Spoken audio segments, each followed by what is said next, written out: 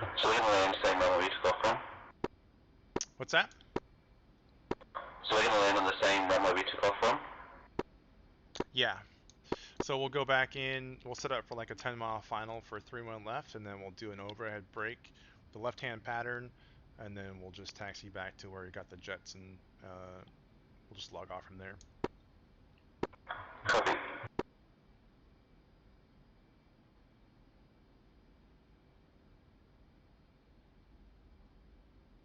Yeah, I'd fly and do something else, but I gotta run, so.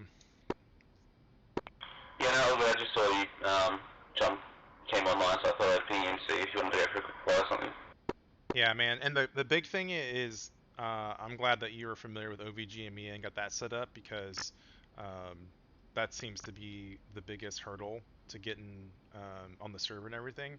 So when you join now, um, your modex for you will be 378, and then you just throw on one of our skins. It should be just a JTF1 VMFA 122 skin, and then on the server, um, I'll just pin this to you later, but you'll put 378 a bar, I'm sorry, nickel, and then 378 a vertical bar, and then dead stick as your name. And that helps out guys who are doing like ATC for you if they wanted to jump on and talk to you, or anyone else that was looking on the server, and making sure that like if they're doing like PvP or something, then they're not going to shoot you down on accident. Yeah, fair enough, makes sense. So change sort of in Discord a bit as well. No, Not so much as crucial as it is in the in-game. yeah, just the in-game stuff. I'll change your I'll add VMFA 122 to your Discord name once we get out of here. Okay, cool, all good. All right, coming down. Copy.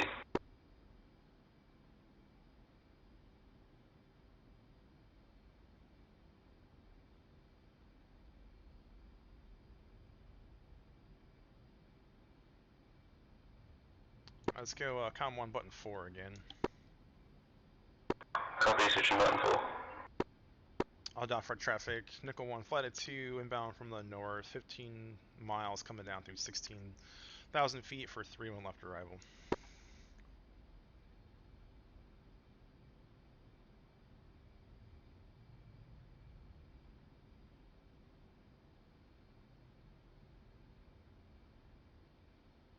I think we're the only ones here. I think that guy left. Yeah, we're the only ones in the server. Cool, too easy. And do you guys have a set time from break to break? So from when you break to when I break? Nope. The server's always up. You can just get on here and do whatever you want. Start from the boat, start from Aldafra. We got just up at Kasab too. Jump in any other airframe you want to fly. Copy. Yeah, so with the actual overhead break, how long do you want me to wait from when you break to when I break? Oh, you just break 5 seconds after me. For the boat, we'll use a 17-second interval, and that's just for the guy in front of you to get off the landing area. For the airfield, it's just 5 seconds, and then if you think you're too tight on me in the downwind, you can just extend on your downwind before you turn base leg. Yeah, that's too easy.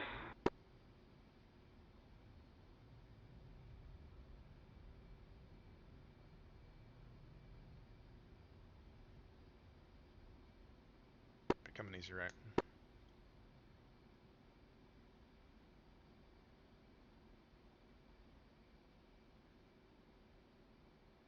Altitude. Altitude. My game's got a glitch where it'll randomly like deploy gear or do something, so just deploy my gear on me. Yeah, I do a carrier break, so I will come in at 350 at like 1,000 feet, just a little higher because it's over an airfield. So 350, 1,000 feet, and then I'll do a carrier break and then pop everything in that first crosswind turn. Oh no, so it's actually got to do my game where it'll randomly deploy my flaps to deploy my gear or something, so it's just gone and deployed my gear on me at 450 knots. Oh, oh no.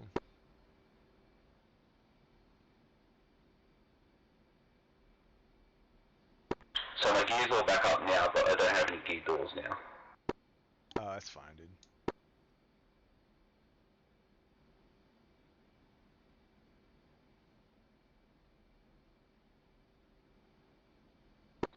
It's an ongoing issue I need to sort out. It does it to me in every aircraft.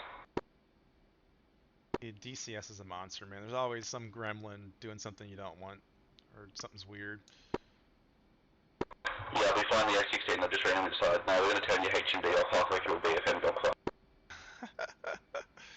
Were you flying when we had that update where our ladders were always out? Oh, on the Hornet?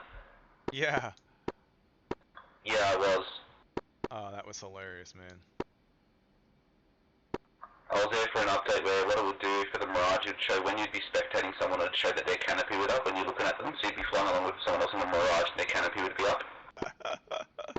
You just gotta laugh, man.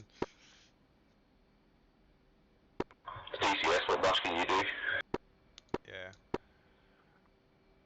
Alright, so I'm slowing to 350, coming down to 1,000 feet, and then we're lined up with the runway. So we'll just go echelon right, and then we'll do a left-hand brake. Copy.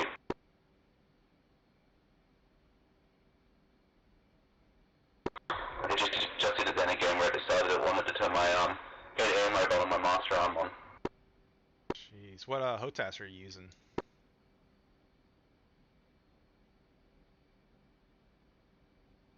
I'm using an X56, so I've got to sort out what the actual issue is. Oh, I use that for for a long time. It's a pretty good stick. Yeah, and especially because I'm looking at actually joining the Air Force sort of soon, so I kind of don't want to go and upgrade anything because I don't really need to. Yeah, man, that's good enough.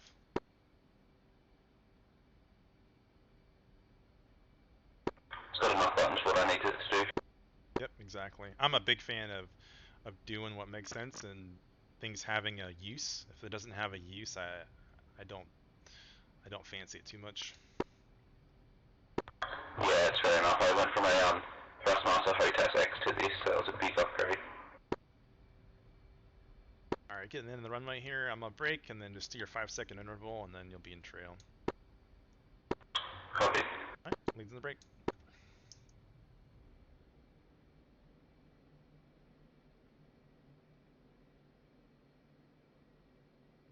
Two's brake.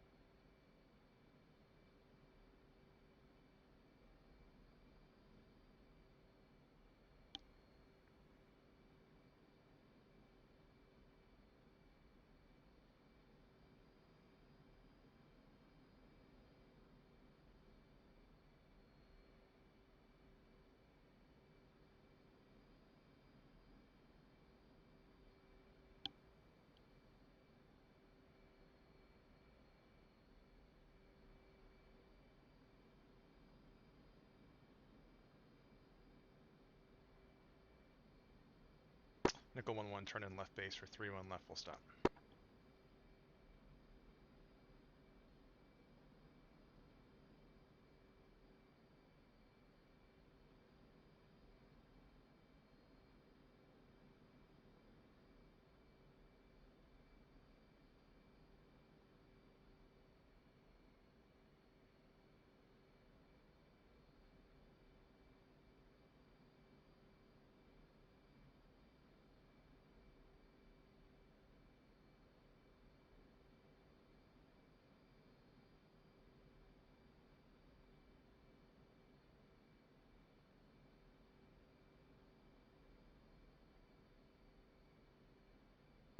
I'm facing out behind you.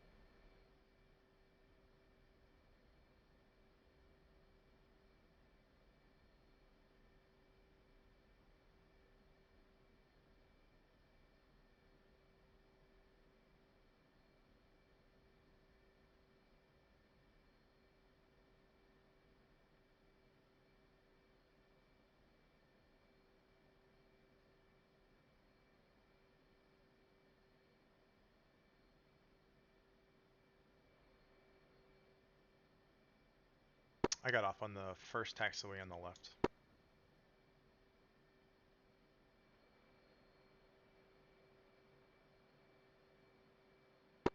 Copy, short final now.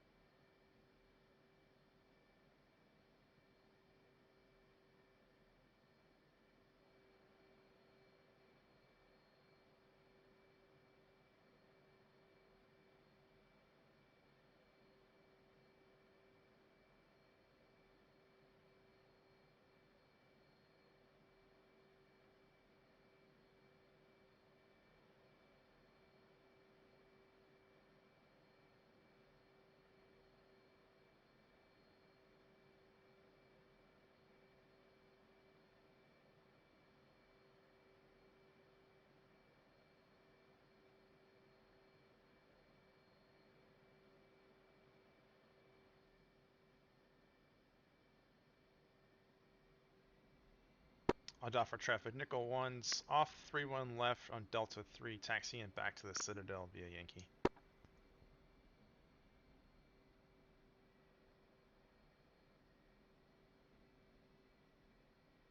Alright, dude, that was short but sweet, man.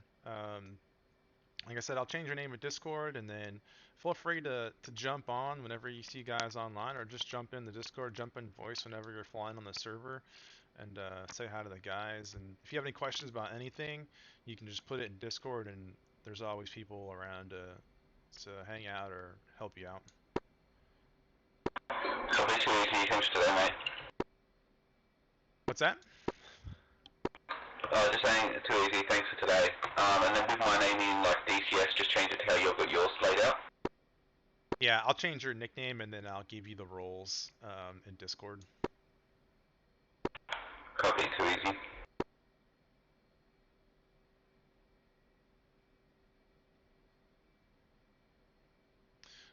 So I'll also send you a couple things to put in your knee board, and just a couple just useful things that'll help you out in the flights, like frequencies and some of the TACAN stuff. And that way, whenever you jump on, we've all got the same stuff in the knee board, and it'll help you out. Okay, cool, sounds good. After this, I'll go get all those rest of those like livery packs and stuff downloaded. Yeah, all you really need is the F-18s. If you want to download the rest of them, you can, but honestly, you don't see them that much to get the most out of the, you know, having to wait as long as it takes to download that stuff, and then the space on your hard drive if you're short. Yeah, fair enough. Yeah, I'll definitely do the 18 liveries and I'll just see about the rest. Yeah, I think. Let's see here.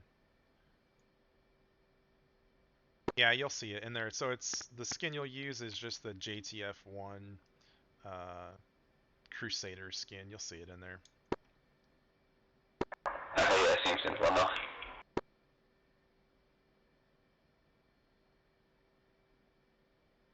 You got any questions for me right now, man, before I log off? Not really, no. Just supposedly just come down to when I'm on next and I see you guys flying and all that. Absolutely.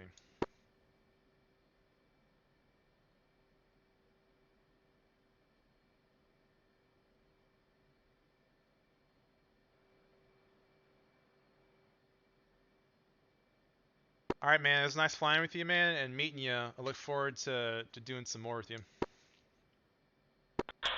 Same to you, yeah. Hopefully see you around hopefully in the next sort of week or so. Absolutely. We'll be on tomorrow night for just to do. I think we're doing a cast flight tomorrow. If you want to jump on. Yeah, I got work tomorrow, but I might be able to meet you, should be able to meet you guys up on the mission on the weekend. Sweet. See you then, dude. See ya. Cheers.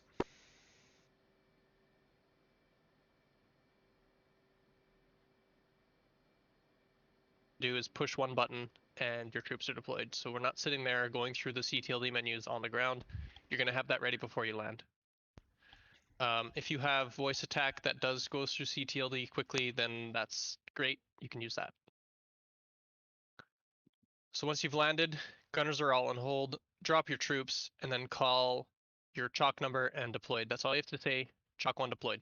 Make it quick because lots of people are going to want to be saying that as well. So just quick on the radio, Chalk 1 deployed. That's it. Nothing more, nothing less. Once the lead aircraft has heard all the Chalks deployed their troops, lead is going to say torch, no beacons. They're just going to say torch, and you're going to lift. You're going to count down to 5 like you normally do on a torch or a fixed formation takeoff. Count down to 5. Once you hit 5, you're going to lift off, and the whole flight should be lifting together. Once you're airborne, set your guns to return fire. If, for whatever reason, the formation is lost when you're landing, the last chalk needs to say flight separated, and the departure is now takeoff in chalk order. So chalk 4, just remember if you see that the formation is no longer formed enough to do a fixed formation takeoff, make sure you call flight separated so that the lead aircraft knows that, okay, we're doing takeoff in chalk order instead. Just a couple things to remember. Those gunners really pay attention to the ROE of those gunners, especially if they're AI controlled, which they all are in this exercise. And be mindful of that because, like I said, we don't want to have door gunners taking out friendly Hueys anymore. And don't panic when you're under fire. This is small arms. If you get a lucky shot and it goes through the glass, then that's unfortunate. But your aircraft can take quite a beating of small arms fire before it falls apart. So that's why we want to get in there, drop the troops, get out as quickly as we can. So for the exercise, this is our LZ. We're going to have Rhino landing on the left, Outlaw landing on the right. Because of this potential for an air collision right on the turns here, I think we're going to stagger it. We're going to try to have Rhino behind by 1 minute. And Outlaw will go in first. So we'll have Outlaw go in first, landing in flat formation, deploy the troops, and take off, turn right. And it's a pretty tight right turn. I'll be sure to call it out. Just be prepared for that. It's a tight right turn because there's a hill right over here on the east side. Rhino flight, you guys got a little bit more room to move around, which is good because you're a big helicopter. But hopefully Outlaw is going to be done off the ground and heading back along the east side of this valley, so you can come down the west side of the valley into your LZ and do your thing. It's about sorry, just 1 sec there, point man. It's about 1 kilometer or 1 mile from the LZ to the terrorist camp, so keep it low because if there's any armor or anything that could be a threat to you guys, if you keep low and below, or if you keep low, then that armor will be behind the trees and probably wouldn't bother you. Go ahead, point man. Outlaw and Rhino both being transport helicopters. I mean, is there a difference between hulls, or how does that work? What do you mean? Rhino and Outlaw, are they both transport helicopters? Yeah, Outlaw is the UH-1H. Having Outlaw and Rhino in a flight can work, and we've done it in the past, but it's not ideal. So when I have multiple Hueys and multiple Mi-8s, I usually like to split them up just for that sake. So generally, Outlaw, in my missions anyways, Outlaw is the Hueys and Rhino is the Mi-8. Copy. Just a quick overview of the enemies we're going to be seeing here. So there are 2 SA-8s. They have a range of 8 kilometers. You will be in range of these SA-8s when you're engaging them. Shadow and Reaper, just be advised. It takes 23 seconds, roughly 23 seconds for them to lock on, so you got lots of time to look for him and shoot.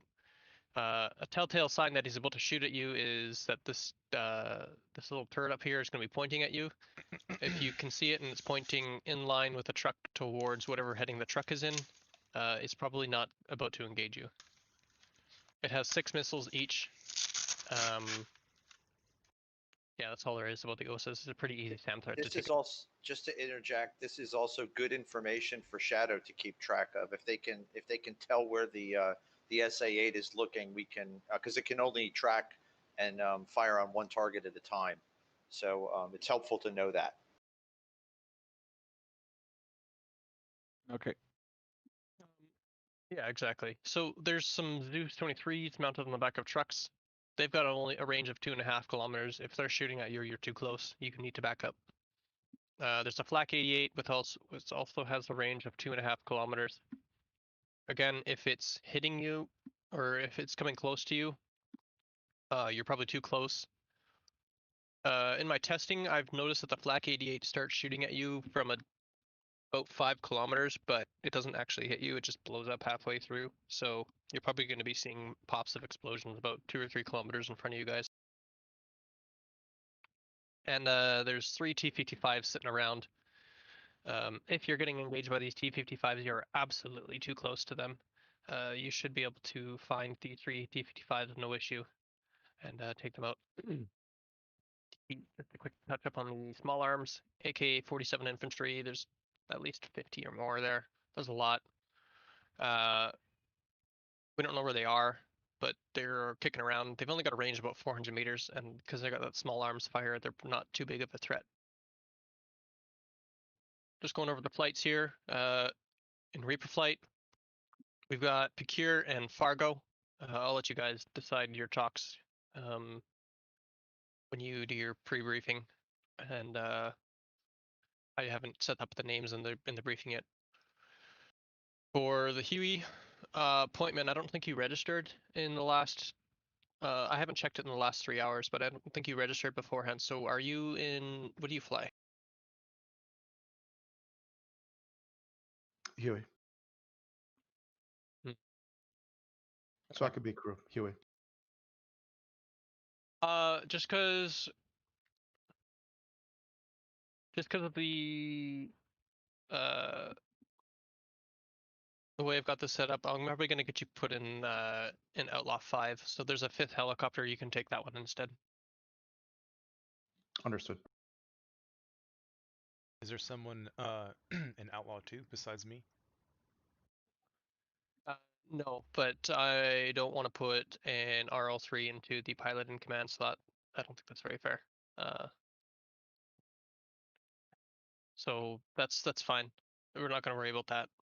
We'll put him in a 5th helicopter and let him get his practice of flying and working the radios and stuff himself. Okay. Shadow flight. Got Bad in the lead. Brick's in 2. Brick wants to Bad, by the way. Brick wants to work on the OH because he's planning to move to the Kiowa when it comes out. So he's starting to work on his RL1 or RL2 tasks. All right. And okay. so Brick is Huey pilot. I don't know if you've flown with him before, but he's got quite a bit of experience with us already. So it's Yeah, it's just learning to fly the seen Gazelle him. for him. Yeah, I've seen him before. He joined the OH, so yeah, that's fine. Cool. And Alligator, you're in Shadow 3. Did I miss anybody? Why do we have Lima and Mike both in terms of weapon loads? Are we choosing between the two, or are we taking only hard 3s? I mean, you can pick what you want, but I would advise taking Mike. This is just set up this way because it's a template mission, right? So this mission changes every week. So I just leave this up instead of writing it out every time. All right. Yeah, the FLIR is going to be very handy for finding the targets, I think. Yeah. Okay. The MI8, the HIP, we've got Specfire. I've put you in the lead there. If you're not comfortable with that, you can switch with Joker. But I figured you might want to give it an opportunity to lead the flight. We've got Charlie in 2 and Joker bring up the rear in 3. Copy. So for comms, all call signs 251 megahertz common. Unless there's people flying on the persistent campaign, which I don't think they are. But we're going to go 251 common frequency and internal communications. Okay, Reaper flight, you're on 30 Fox mic. Shadow flight 32 Fox mic. Outlaw flight 31 Fox mic. And Rhino flight 40 Fox mic. So Shadow and Reaper, I'll let you guys decide who's gonna switch to whose frequency when you guys get set up there. Or brief. Rhino and Outlaw. Sorry, go ahead, Gunner. I just had a quick question. I must have missed the slide about the Outlaw lineup. You're in Outlaw 3 with Smokey as your pilot in command. Okay, cool.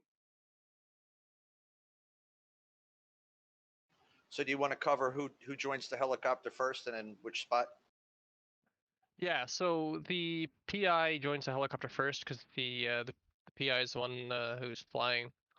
You're going to be in the right seat, so you need to join the helicopter first. So Wiseco, you're going to join Outlaw 1 before me. Terry, you're going to just jump in your helicopter. Gunner, you're going to join Outlaw 3 before Smokey, and Astronaut, you're going to be jumping Outlaw 4. Welcome. So lift platoon, this is the FOB that you're going to, FOB podium.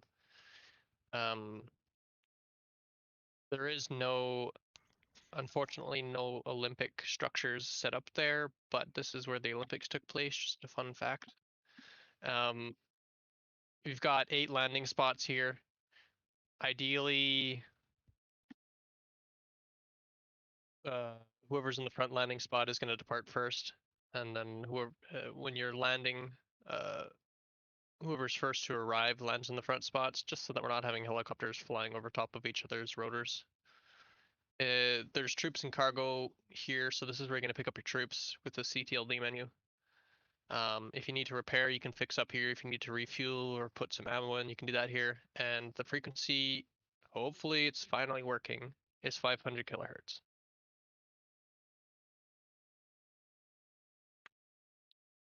Weather looks pretty decent out there. It's -2, barometer of 3009, 764 millimeters. Good visibility. Clouds are scattered at 6,000, should not be a factor.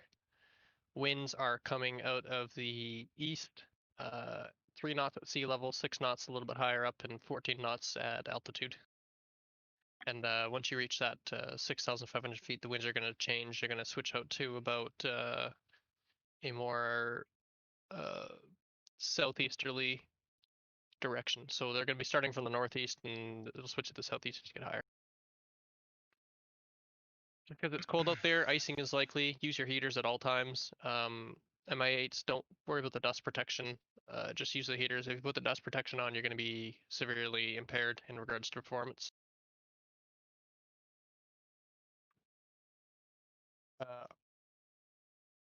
ROE is return fire.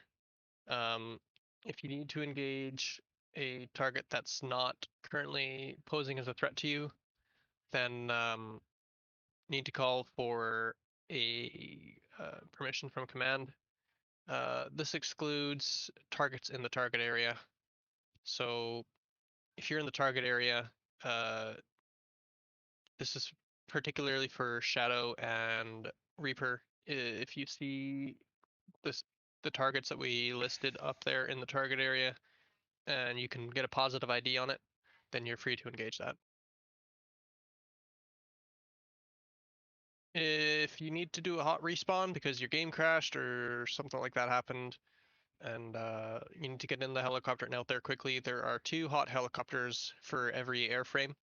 So not everybody can jump in a hot helicopter if the entire flight blows up. But if it's 1 or 2 people, you can jump in a hot helicopter. To find it, just scroll down in the list of the spawnable helicopters, and you'll see Z-hot as a prefix, and then the helicopter's name. You can just jump in that, and it should be hot and running for you. As this is our training mission, we're going to review the SOPs. MGRS, this is how we're going to find things on the map. So reading an MGRS is not too complicated. This is kind of if you get an MGRS, this is the longest number that you're going to get, is the 10-digit. So you see this and you figure out, okay, how do I figure out where this is on this map? And it's really easy. It's kind of just breaking this down. You need to find the small square first. So you're going to ignore everything else except for November Lima, and then the first number of each badge. So if we've got a number of November Lima 15843 73698, then that means we're looking for November Lima 17. So that brings us right here. You want to figure out where it is into November Lima 17. You could just use your mouse cursor and set it to MGRS and look at it that way, or you could do a little bit of math. I like to simplify it a bit. You take the second and third digit of your two number stacks, and you turn those into percentages. So the first percentage is from the left, so 58% of the box from the left brings you about here, and then 36% of the box from the bottom brings you right there. Why don't you just look at the big red X? Durr. That's cheating. For hover checks, we're just gonna do in-ground effect hover checks in this exercise. We have too many people to mess around with out of ground effect hover checks. So when you're doing your in-ground effect hover check, you're just gonna do it on your pad. You're gonna call over the radio, Sochi traffic outlaw 2, initiating hover check on the pad, just so that people know that you're not leaving anywhere. You're just gonna lift up. So what you do is you're gonna get up, get your skids off the ground, and you're gonna get into a hover, and then you're gonna reference your EGT and your torque. So what you want to make sure is that when you're in that hover, your EGT is below the maximums, and that your torque is below that red line there.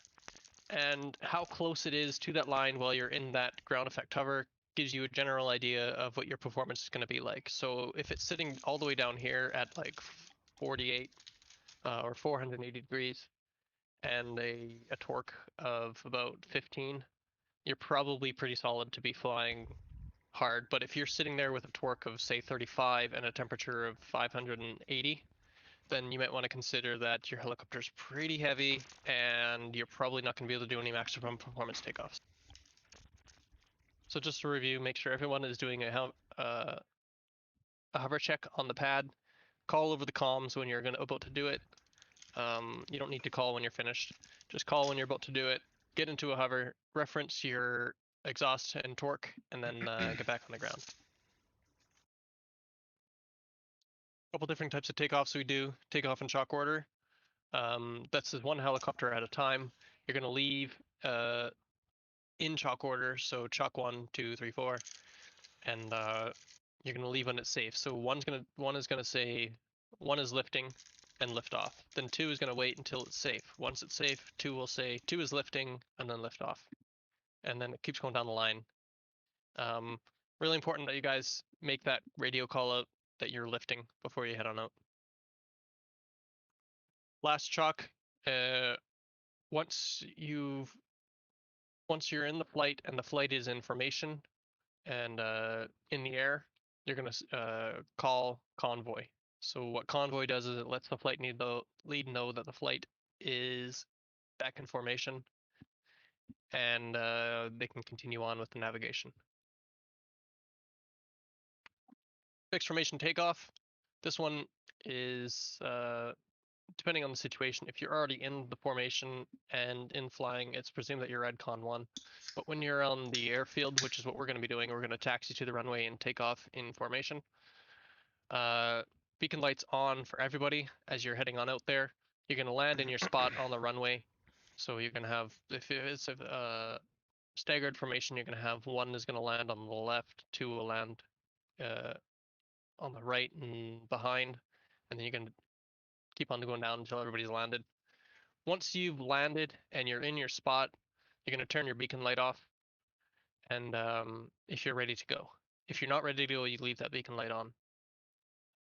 So everybody should turn their beacon lights off in order. That last chalk is the exception. So the last chalk is going to leave the beacon light on. Once that last chalk 5, sees that all the aircraft in front of him have their beacon lights off, he's going to say beacon, which informs the flight lead that everybody's landed in formation and ready to depart. Last chalk, if you see that somebody has a beacon on, you're just going to say, let's say 2 has their beacon light on. You're going to say 2, check lighting, And then 2 can say not ready if they're still getting stuff ready, or just turn off the light without saying anything, and then you can say beacon. Once the flight lead hears beacon, they're might give a departure instruction, and then the keyword you're listening for here is torch. So once the flight lead says torch, this is where you're gonna do your little countdown in your head. You're gonna do 1, 2, 3, 4, 5, and when you say 5 in your head, your skid should also be coming off the ground. So generally, it's a good idea when you're doing that countdown to get light on the skids.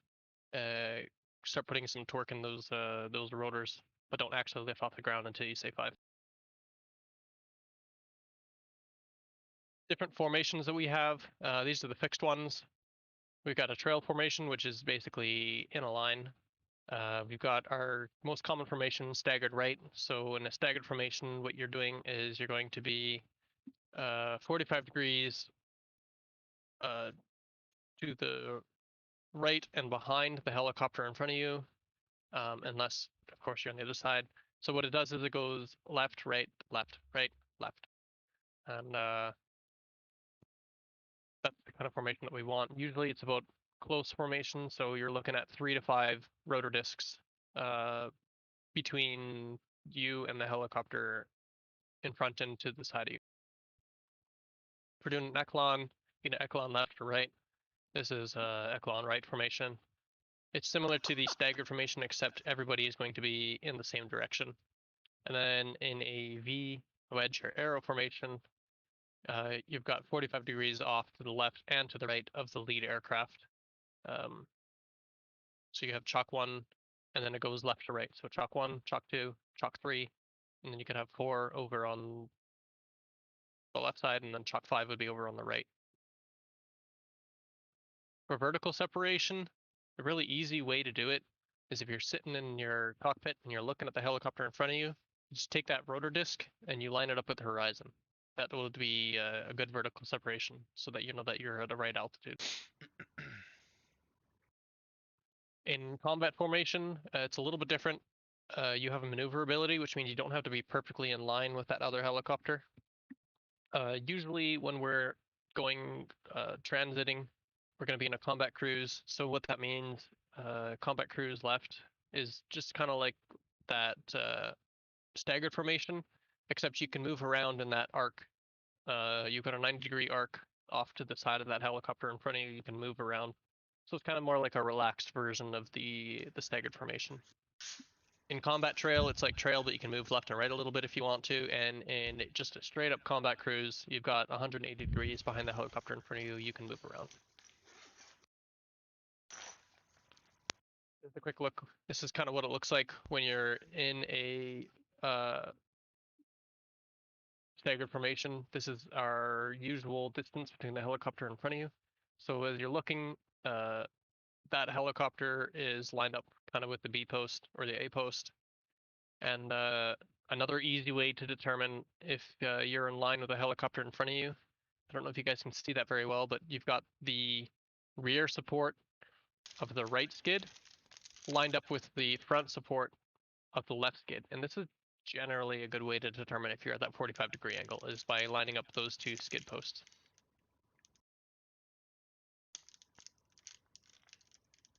LZ approaches, this is where people mess up a lot, mainly because they're either coming in too fast, too high. So the best way that we can ensure that you're coming into an LZ properly, works for the Mi-8 as well, but if you put the landing zone just above your glare shield, so it's not up here and you're not looking over the glare shield.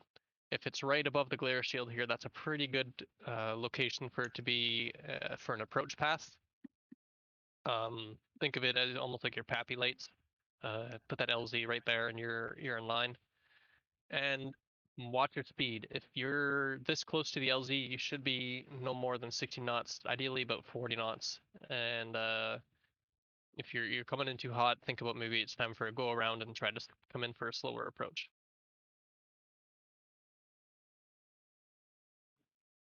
For our departures from the LZ, the normal kind of departure we like to do is speed over altitude. So what you're going to do is you're going to get into your ground effect, and you're going to get some forward speed. Once you've hit ETL, then you're going to lift off and get some altitude. If for whatever reason there's trees in the way, or in which there probably will be in this exercise, and you need to lift up, this is called a maximum performance takeoff. You can only do this if your helicopter is within the performance. If you can do basically an outer ground effect hover, without stressing the engine up. So this is where your performance planning comes in play. Know the weight of your helicopter. If you're above that maximum takeoff weight where you're going to be overheating the engine, then you're not going to be able to do this maximum performance takeoff. But otherwise, yeah, you're going to get your altitude and then you're going to get your speed afterwards. Lost comms. This is common to happen, especially in the Huey, because the radios are right up front where the people like to shoot at. And what you're going to do is if you lose your radio comms and you're in any chalk with the last one, you're going to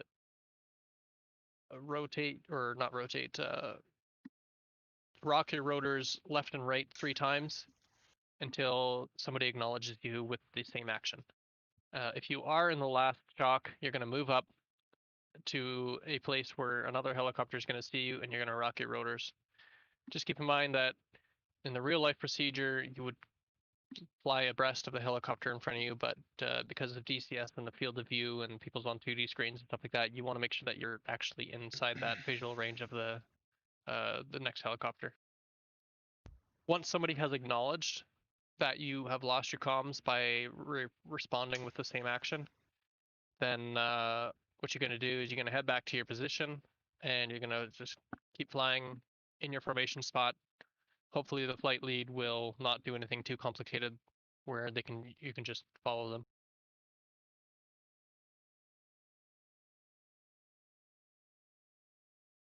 Few different ways to deliver some ordnance with an attack helicopter. So one of the ways, like this is more for using cover to your advantage. So there's a loft delivery. So what you're going to do is your line of sight is blocked by this cover. You're going to fire your Vicar just as it passes over top of that cover. You're going to lift up, and then you're going to slew your sight down towards the target. And what the rocket is going to do, or the Vicar's going to do, is it's going to curve down and then hopefully hit that target. Generally, it's best to do this when you're at a decent range of 6 kilometers. Other way around, you've got cover really close to the target. You can, what you're going to do is you're going to launch your missile while masked. Give it a little bit of time to travel. Once you think it's getting close to that cover, you're going to lift up, and the missile is going to also lift up above that cover and then come in on that target.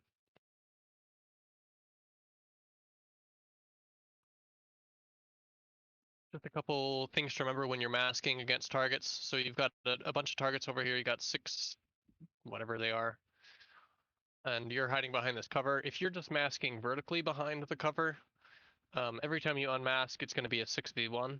There's a better way to do this, and this is lateral unmasking. So you're behind the cover, you move over to the left or the right.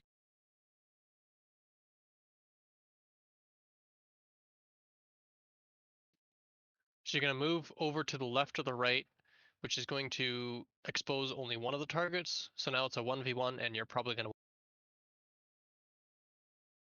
Anybody got a question? Yeah, I got a question. This is Terry.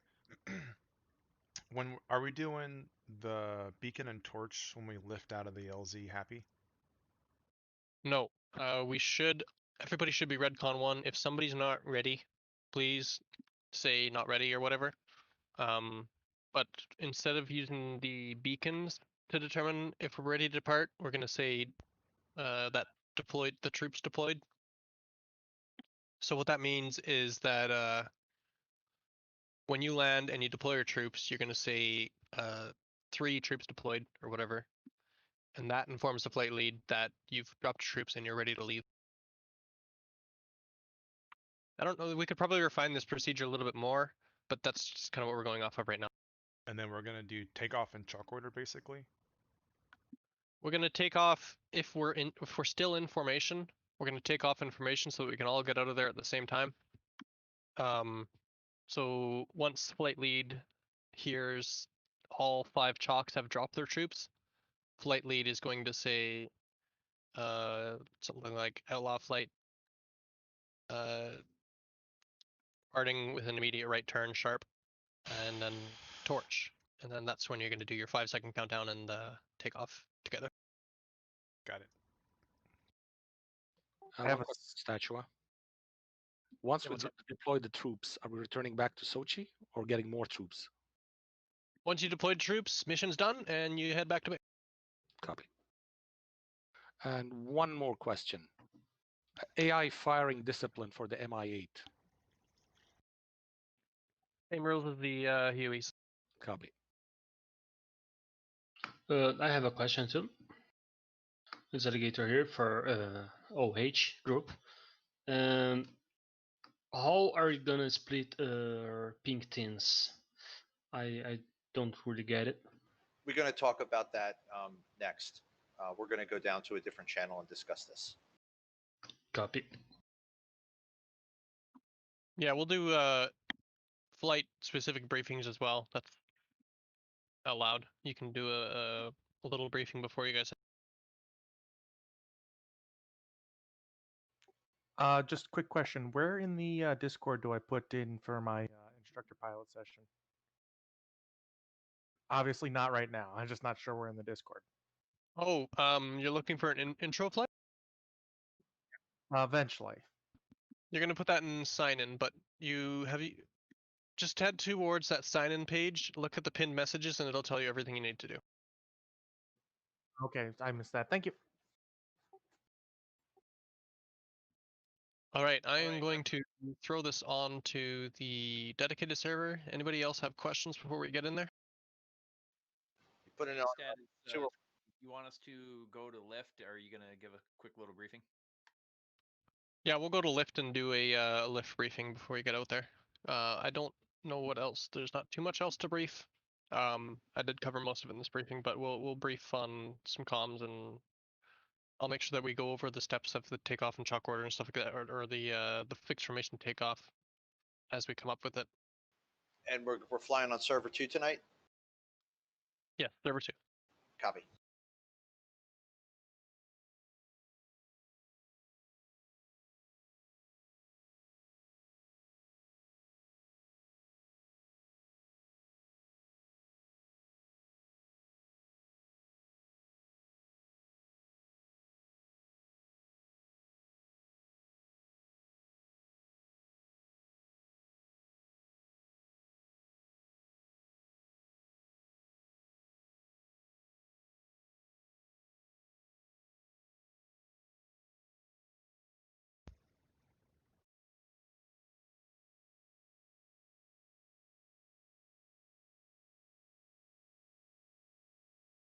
In hindsight, it would have been best if I made some knee boards for this. Sorry guys, I didn't get that set up today.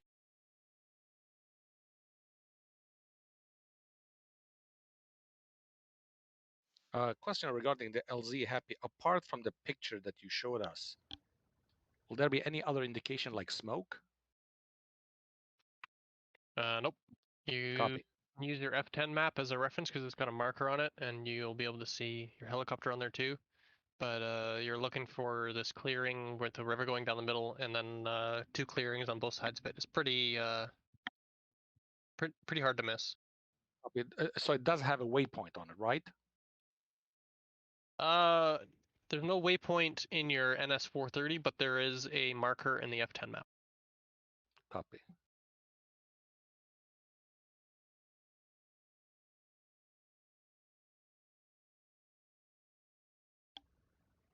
This is Charlie. Are we jumping in the server now or doing another briefing for the flight?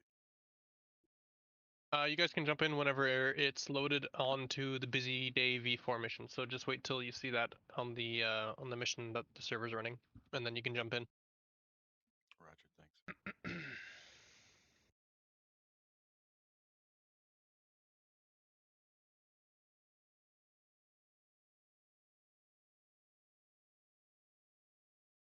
Do I have my pilot Wiseco here?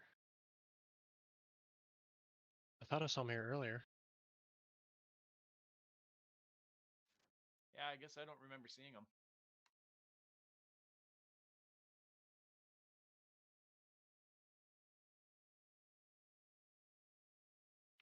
He might be having Discord issues. I'll DM him because he's on DCS right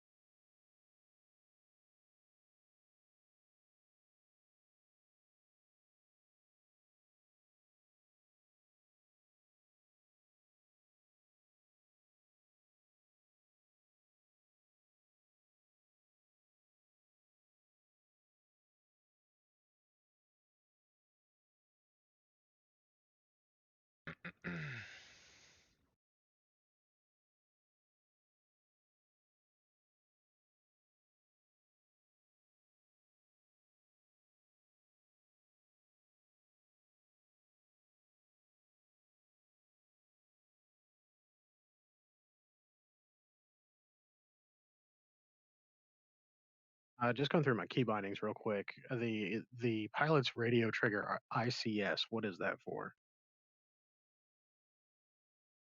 Intercom usually. Okay.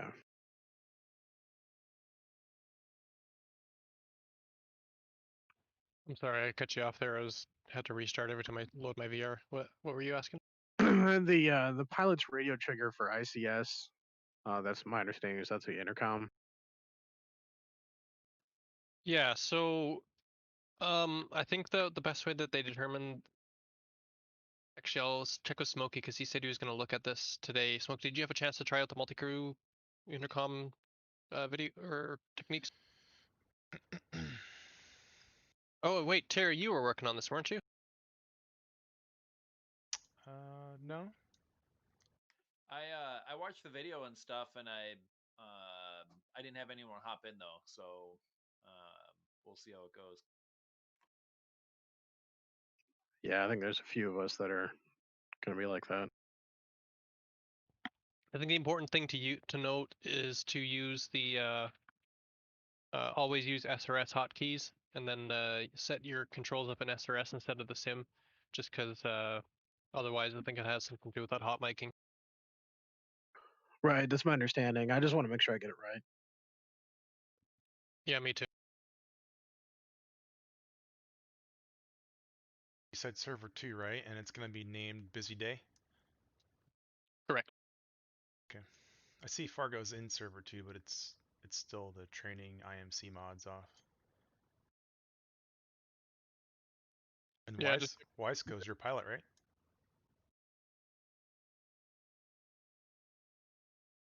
Oh, I'm not in busy day. Let me quit. That you? Yeah, what's up? I don't find your mission on this on the server. That's what's the title again? Hang on, let me double check that it actually ended up there. Yeah, I'm still showing the training mods off 402. Okay, I'm showing it in the drive. It's Busy Day V4 is what it's supposed to be. I don't know if SL mod's not working or what, but I see it in the drive folder right now.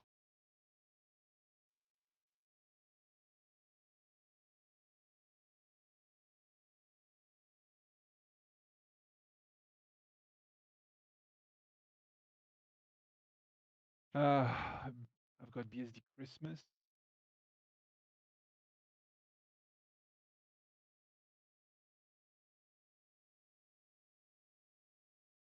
Yeah, I don't know what's going on, but it's not on the server. It might be on the drive. You dropped it on the Google Drive or Dropbox or something. Yeah. And it hasn't synchronized yet for some reason. Yeah, I don't know what else to do. Sorry. Send me to just send it to me over the Discord.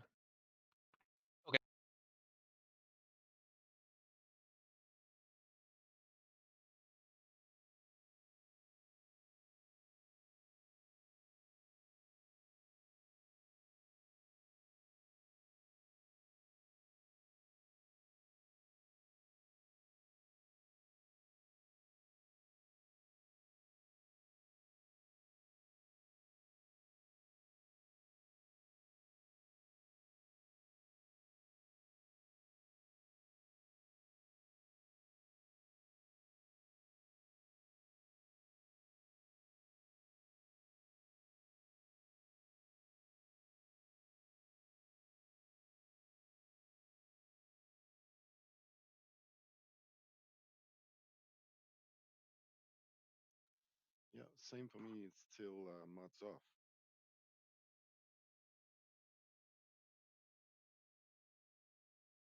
Hold on.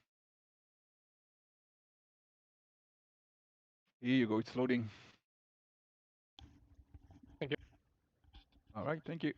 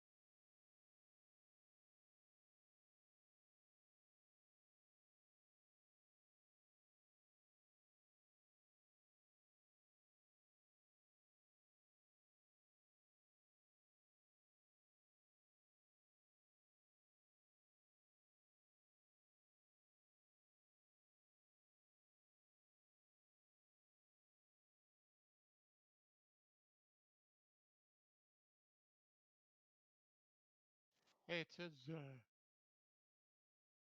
HTC mods required. I can't get into that server.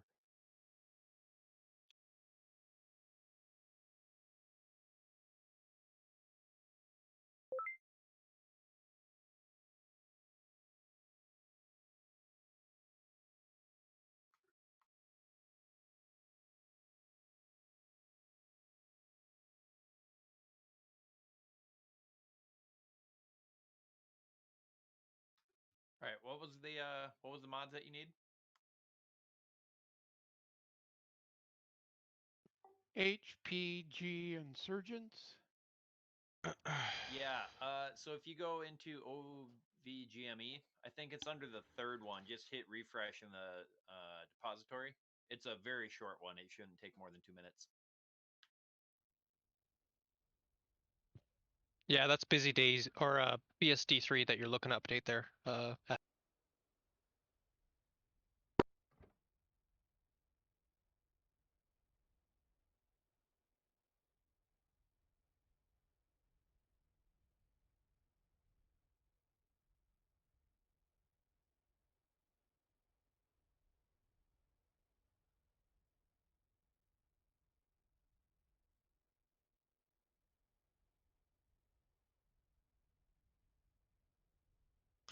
All right.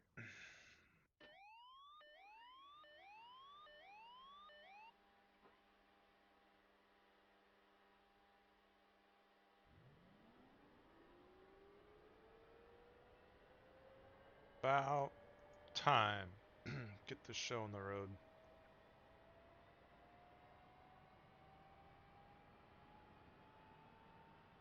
Whoa.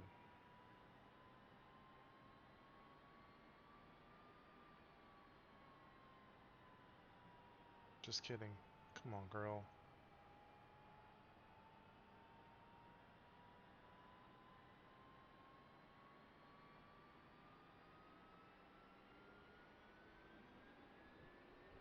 Oh yeah. Are we starting up right now?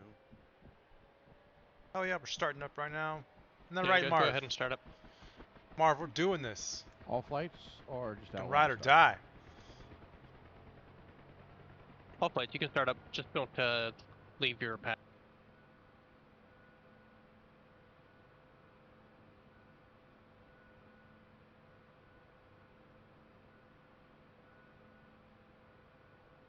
I was like, oh, something's wrong with my skins, but it's supposed to be all black out. It's pretty cool.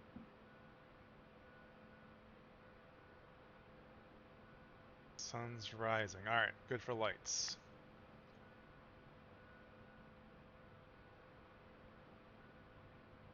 Miniguns, check.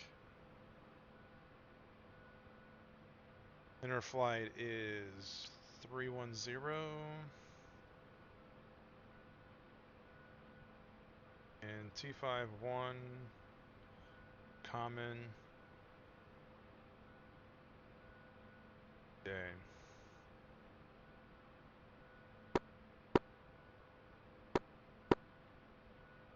So, boom, boom.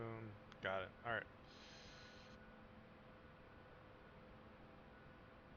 100%. Gauges are good. Marv, ready to fucking crush this. Hey, hey, look at me. I'm your future. Come here. Marv. Marv. Blink once if you're scared. Alright, good.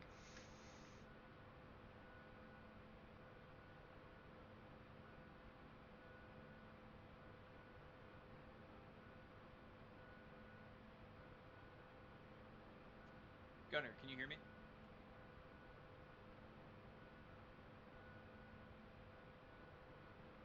Shit. Oh. Never played with this before.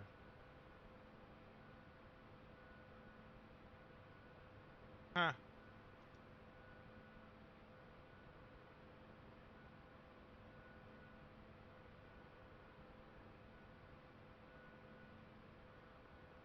Did I turn off the... I don't know what that is.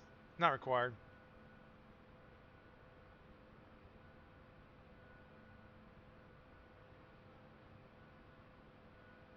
Let's figure out where we are. 2 leads to my right, runway 6. Da-na-na-na-na-na-na-na. Going up to here. There is Fob Podium.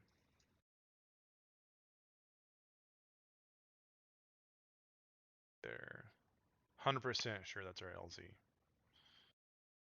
I don't know how I know. I just fucking know. In brief. Yeah, I got you loud and clear. Can you hear me? I don't know. Yeah, it'll work. It's right there. Marv, we got this.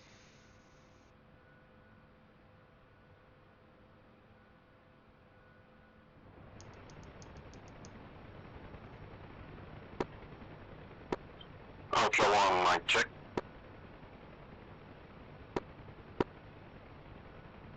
Outlaw 2's got you loud and clear.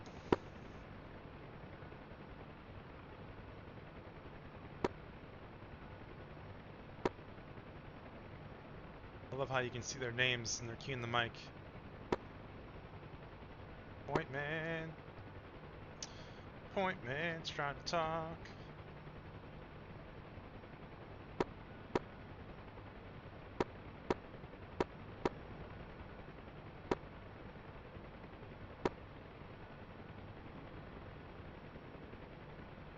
Outlaw 2's putting on a hover check. Hover check, hover check, hover check. Hover check. Hover check. Look at my needles. Look at my needles. Marv, how we looking, buddy? Fuck yeah.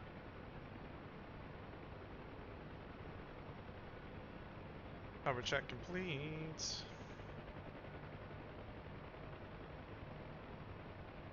How was your holiday, Marv? Chillin'? Quiet? How's the wife doing? Kids still doing well in school? Good. Oh gee.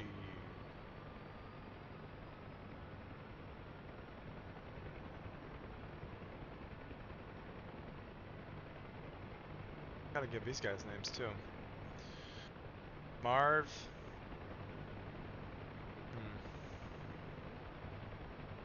Not sure what you look like.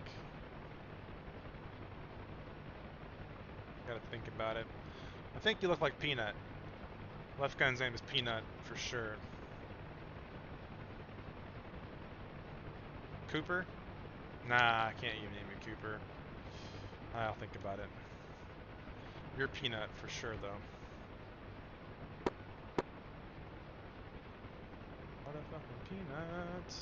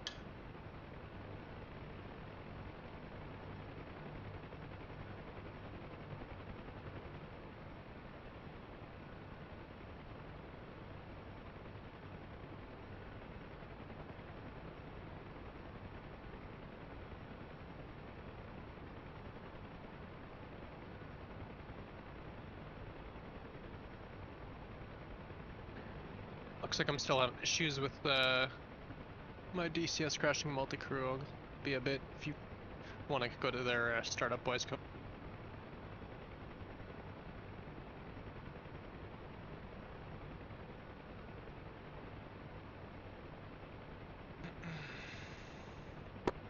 Come for.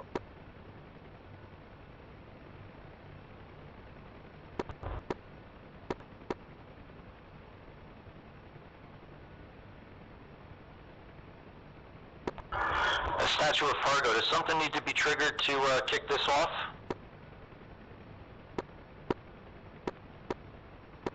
Hey, Fargo from Terry. He's working some DCS issues right now, so we're all just hanging out in the airfield. Gotcha, thanks.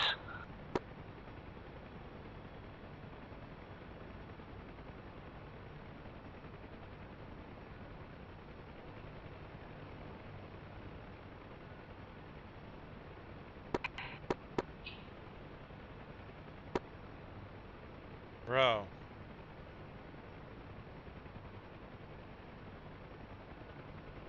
Bro.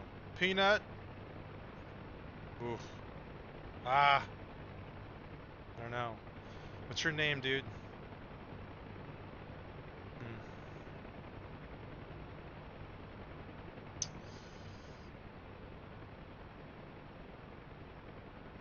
What about a moss?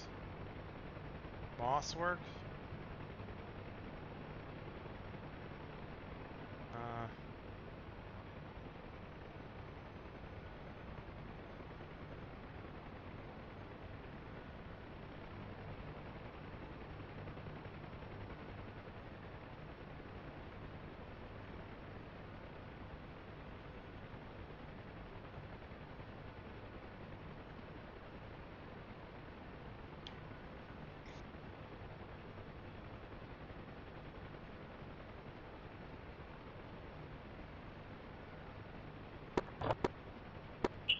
Alpha 1 to Alpha 2, mic check.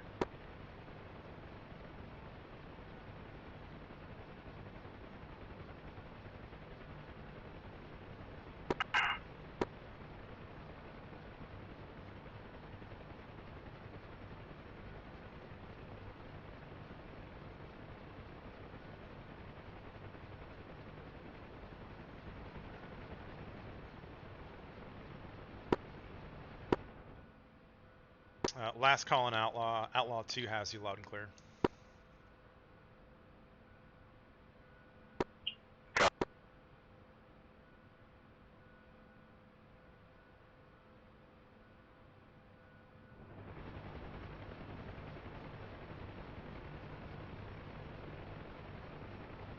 Peanut and Coop. That's what we're doing. Marv? Yeah, I'm still Peanut, not able to join up multi-crew. I don't know what the hell's going on with my DCS, but... Ride or die. So here's what's gonna happen then. I'm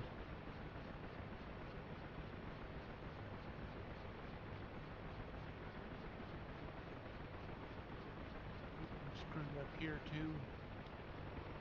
What's that? Sometimes the pilot will just have to leave the plane, the ship, and come back again by itself. I've read that somewhere. Yeah, I've wasted too much time dicking around with this already. I'm gonna hop in my own helicopter and I'll probably get you to take Chalk 6.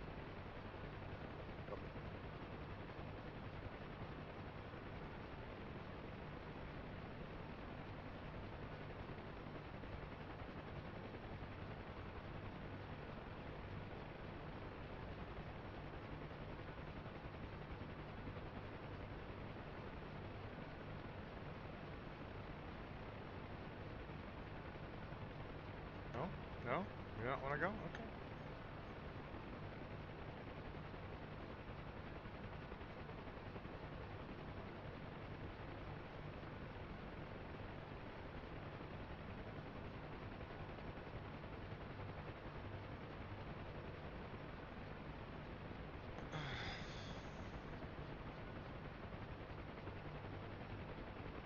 Marv, just cool your fucking jets, okay?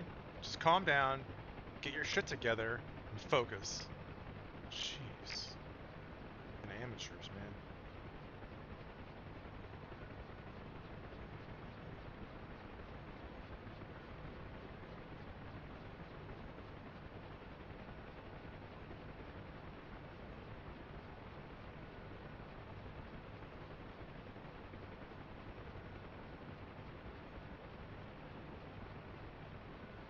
well, my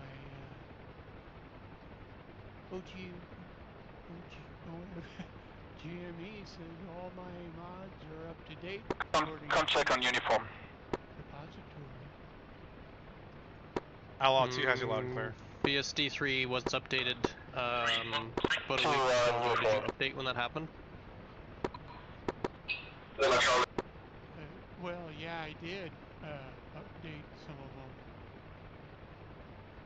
I think that was before our, Grinch was. We're gonna have so many Hueys in this I flight. think It's this gonna might be have been awesome. after. I'm not too sure, but 6 Hueys. We're gonna end it's this still war. saying that you're missing that HPG or whatever it is. That is 100% BSD3. So maybe just delete it and re-download it. Okay, I'll try that.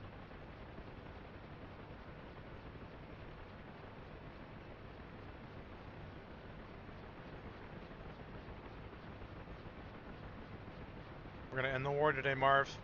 This is it. Then we'll rotate home.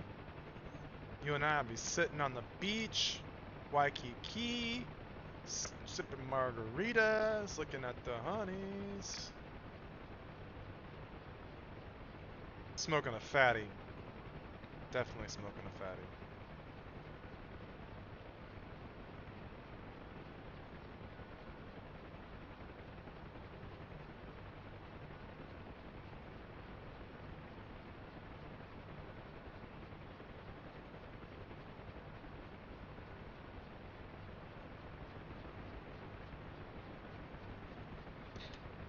I'm having DCSism tonight. I'm going to switch to my flat screen. I'll be back in a bit, guys. No, Marv, you cannot lead this flight. You're not qualified, so just cool your tits.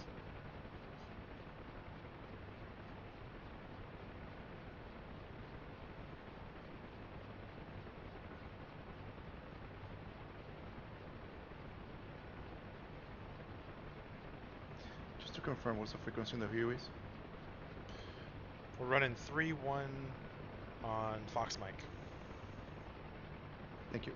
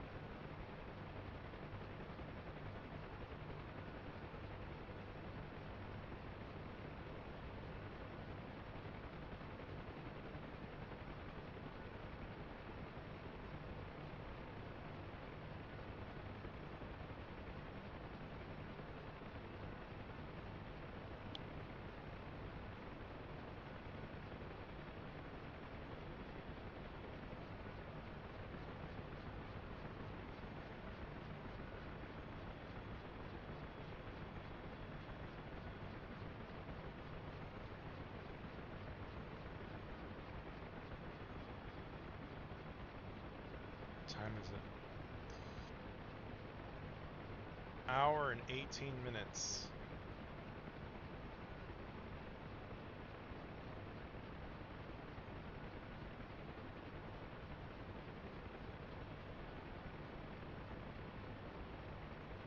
An hour and 18 minutes from when the brief started. Got this, Marv.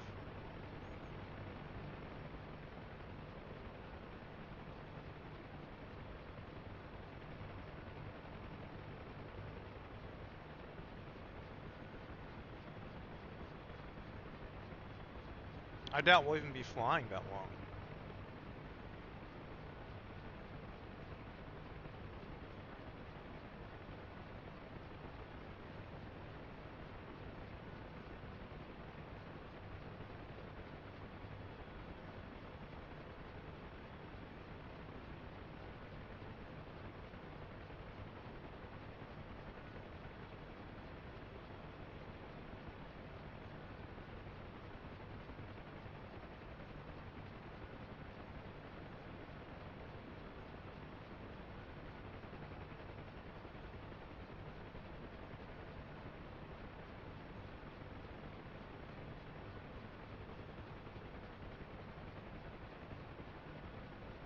I think these clouds look awesome.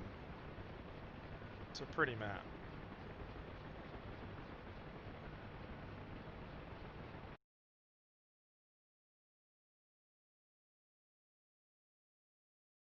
Let's go cruising around.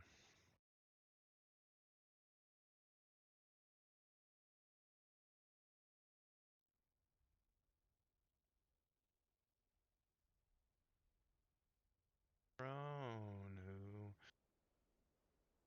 Caucus is looking for Sochi and when found that airport we thought that all the choppers look real cool.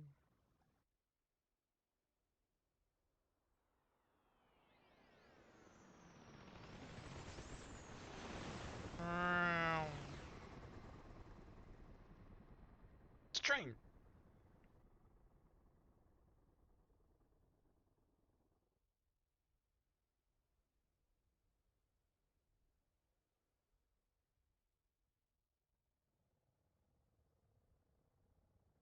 In on this.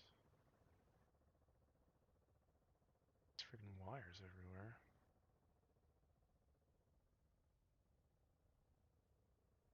Okay, I'm still having issues. Reaper 1 initiating comm check on Reaper flight 1-on-1. At least getting them out to FOB.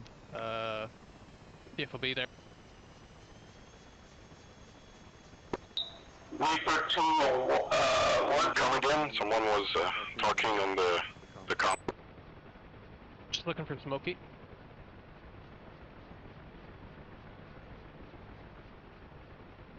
Yeah, I can probably get them there. In terms of getting us back and whatnot, I can give it a try. Okay, well, I'm hoping I'm in before you guys can get there. I'm gonna do a repair on my DCS, so I'll get you to take flight lead roll from whatever helicopter you're in if you're able to do that.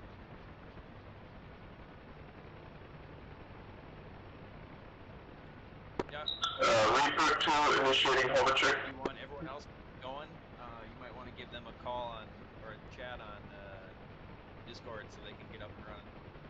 Yeah, I'll drop into their Discord and let them know.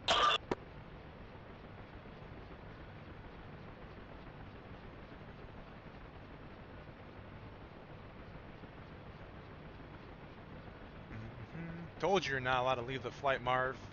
Not qualified. Stop asking. Alright, Outlaw Flight, I don't know if you caught that chatter, but Statue is having a little bit of difficulties, so we will be taking lead on this one as Chuck 1. So other than that, we should be good to go, reassign. We'll wait for everyone else to take off, and then we will take off after attack and Outlaw, or Outlaw 2 copies. Outlaw 1 copy. Well, Smokey, you're Outlaw 1, right?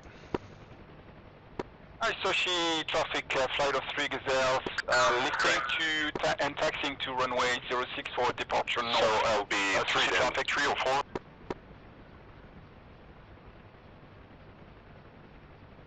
Yeah, do you want us to shuffle, or do you want Smokey or Wiseco just to take your old spot?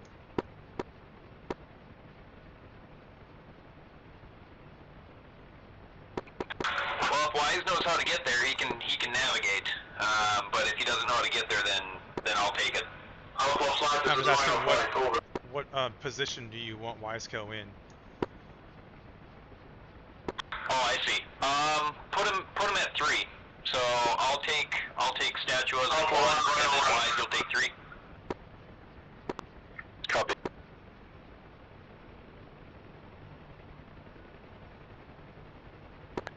So do I have to change helicopter? Nope, you're fine. It's just going to be what we call you. The reason we do it that way is when we do it and set it up, that it actually makes a little bit of sense. Alright, But we're once about to go flying. we're in, it doesn't really matter. Put your game face on. Copy. Alright.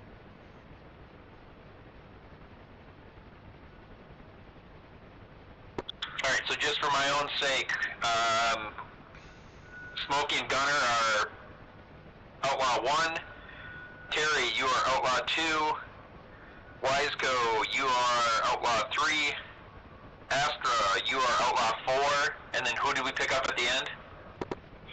Sochi traffic, the fleet is lining up on runway 06 for formation takeoff, departure to the north. Oh, I gotta pee. Ah.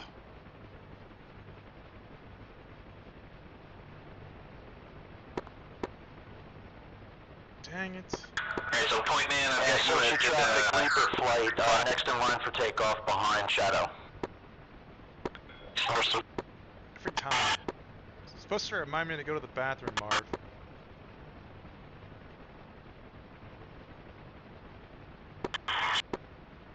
No, I'm not responsible. You sure you guys are in runway 06 over there?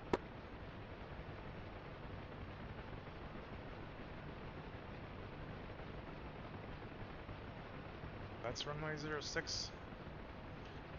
Oh, show.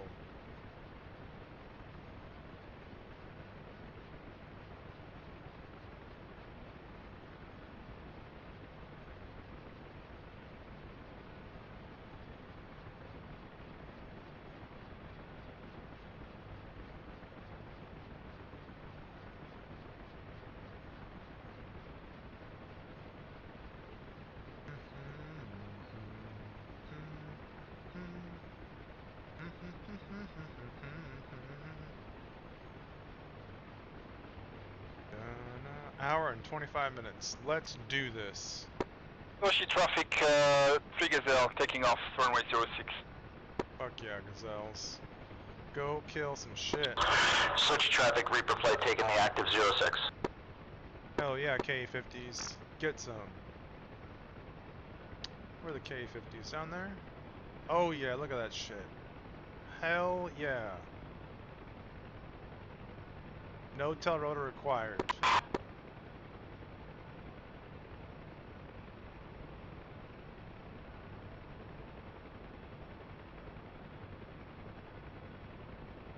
A whole lot of missiles. Outlet 3 to traffic. I'm gonna do a hover check.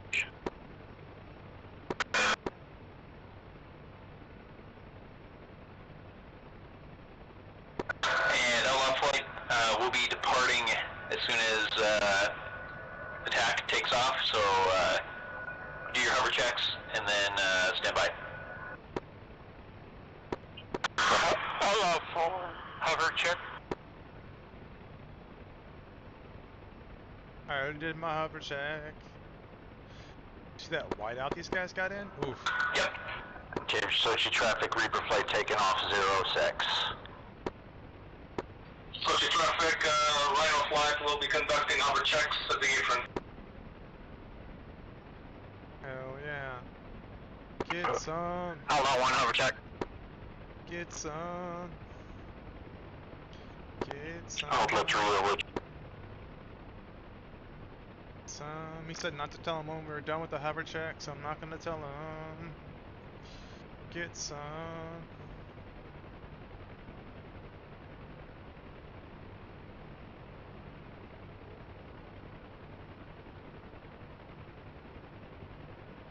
These are pretty cool digi paint schemes.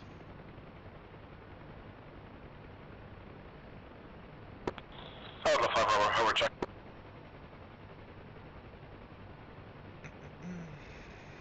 Here we go. Alright, Outlaw flight, be prepared. We're going to attack taxi over runway 06. We'll go midfield. 1 is lifting. 2.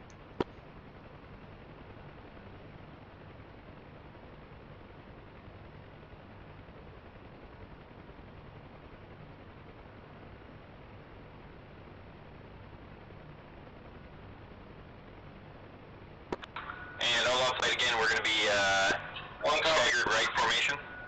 Once we land on runway 06, we're going to be pointing to the 24. We got outlaw taxi.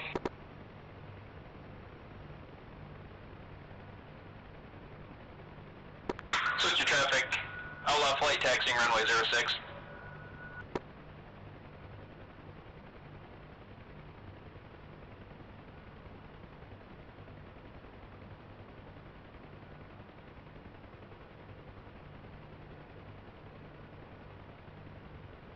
I don't know what he's doing.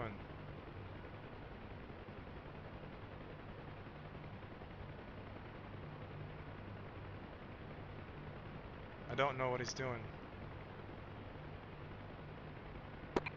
Am I fucked up? I don't know what to do.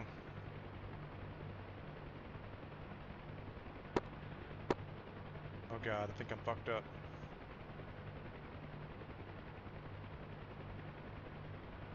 Okay. Okay. I'm tracking now.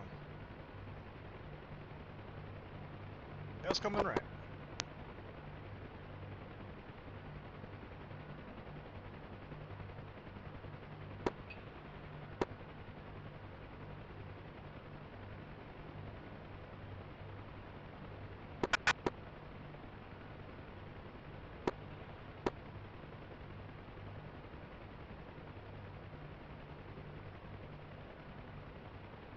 Keep going some more. Keep going some more. Keep going some more. Keep going some more. Here? Just good. Alright, gents, are you guys ready? Outlaw flight, again, stagger right formation. Once you're ready, we'll call Redcon.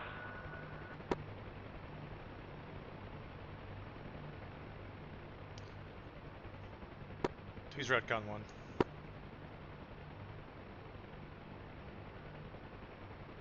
Four's Redcon. Such a traffic Rhino flight 3 MI8, taxiing to active runway 06, lining up.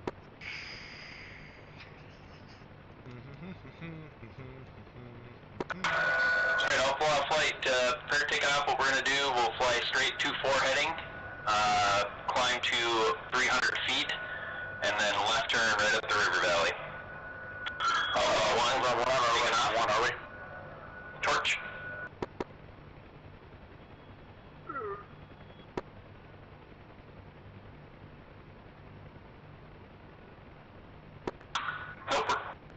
Outlaw 3, Redcon 1.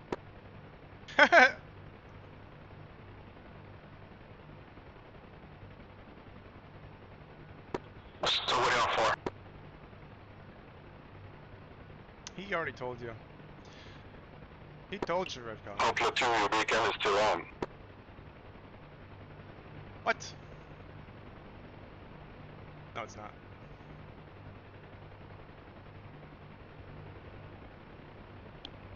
Off.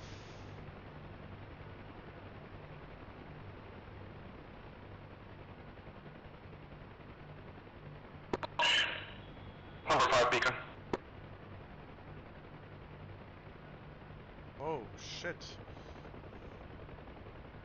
Alright, what?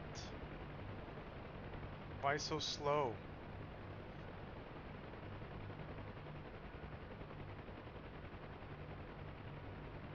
Goodness.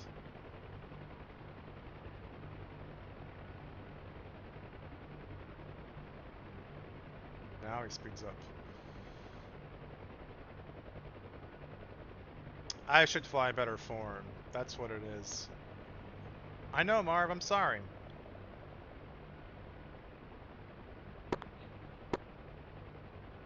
Outlaw flight, we're going to keep it roughly 500 feet on the dial. We'll be going 85 knots, our cruising speed. 2.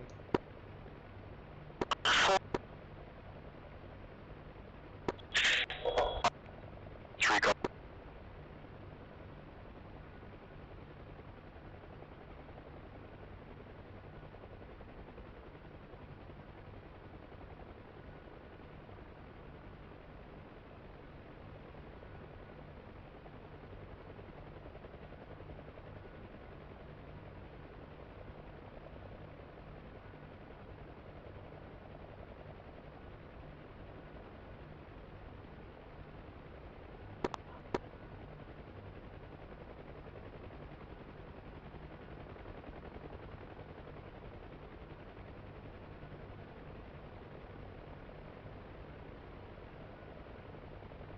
Alright, lining up the cross tubes. There's 45 degrees, working into 3 to 5 rotors.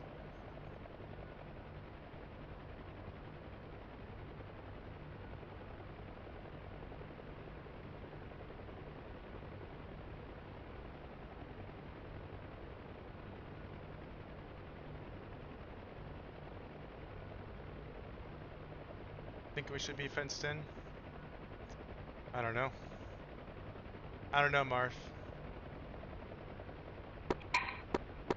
Social traffic, Rhino 1, group of 3 MI8 helicopters departing north-east.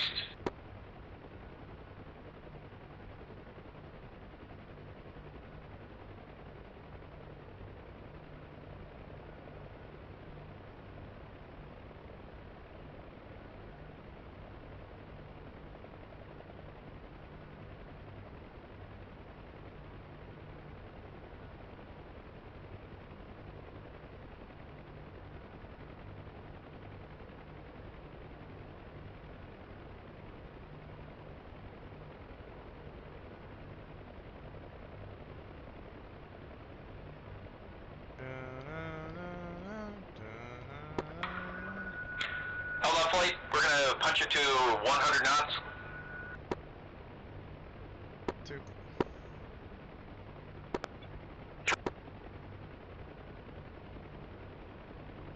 Okay, heads up, guys. So try to join you.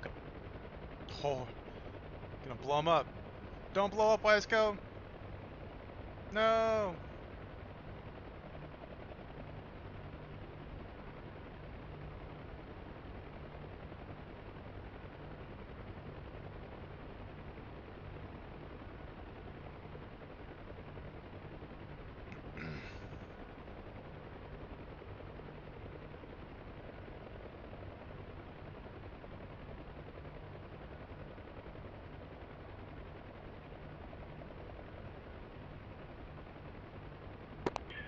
Sorry for Statuel was joining me, so I had to messed up with my right controller.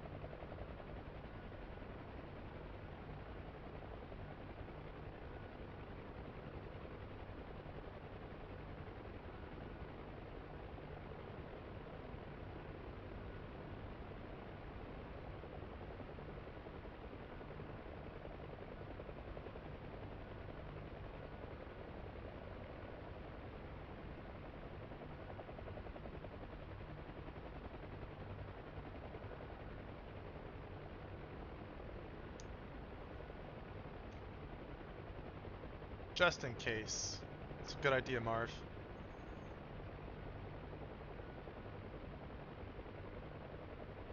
Oh, going down again.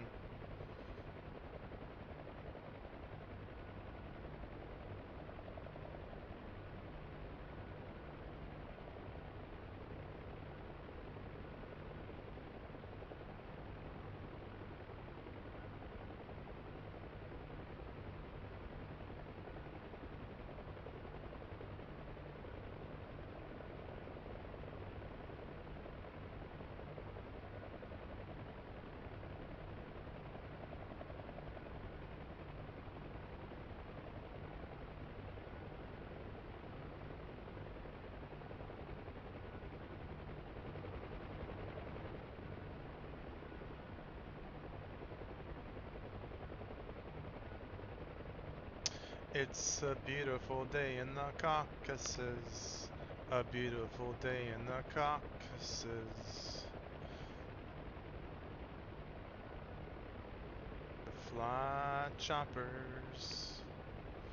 It's a beautiful day in the Caucasus. A beautiful day in the Caucasus. Would you be mine? Would you be mine? Would you be my co-pilot?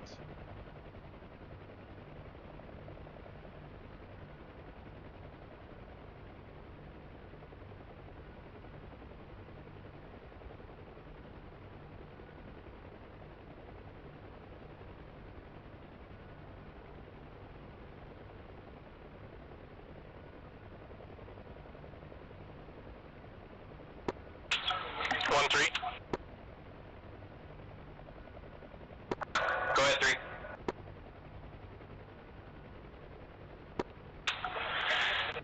Yeah, I'm finally in here in 1, so we'll just keep this formation up to the fob, and then at the fob we'll switch over where we'll be Chuck 1.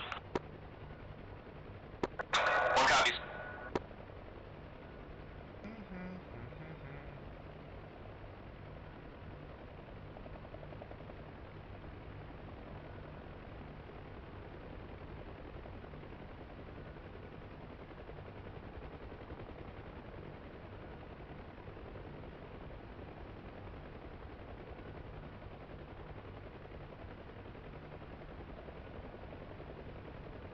It's a beautiful day in the Caucasus. Or my DCS can crash, that's cool too. A beautiful day in the Caucasus. Statue of Fargo? Yeah, he's still having DCS issues, he just crashed. I just wanted to check, I'll go ahead and get him on Discord. I want to check and make sure that any manual startups for the mission are executed that need to be.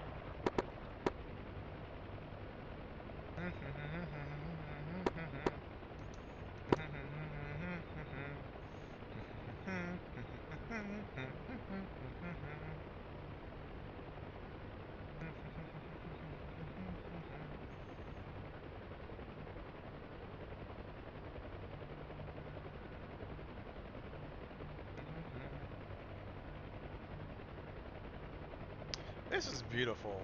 It really is. Hello, flight. Just for reference, we are currently crossing ACP-1, so this is our whole point. There's our zone over there, Marv.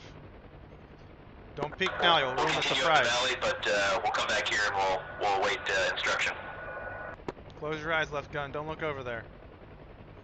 They'll sense it. Copy.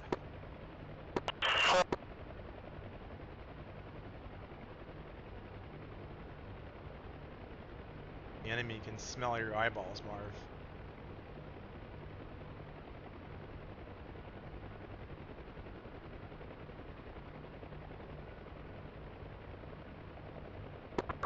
Statue of Fargo on Discord? Yeah, what's on Discord? Does something need to be kicked off trigger-wise? You guys are crazy. Yeah. Hang on.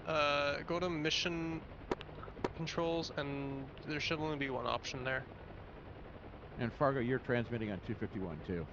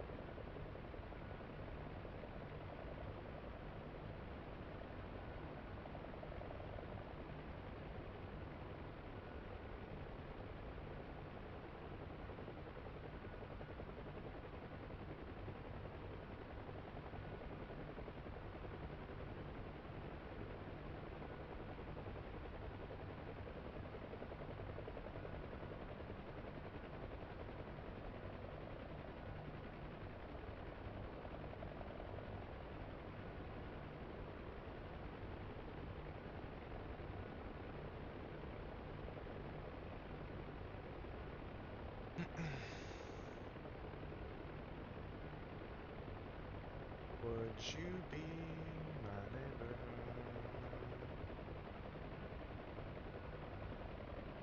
Would you be my flight lead?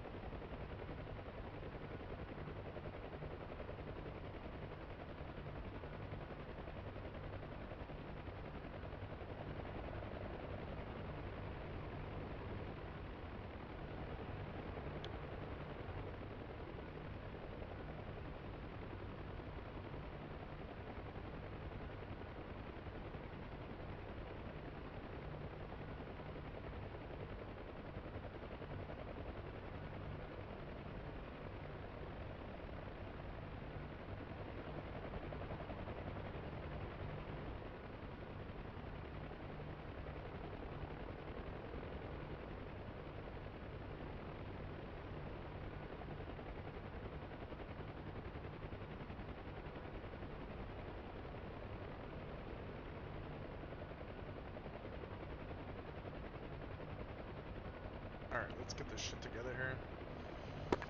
Olaf flight, we're reducing speed 80 knots.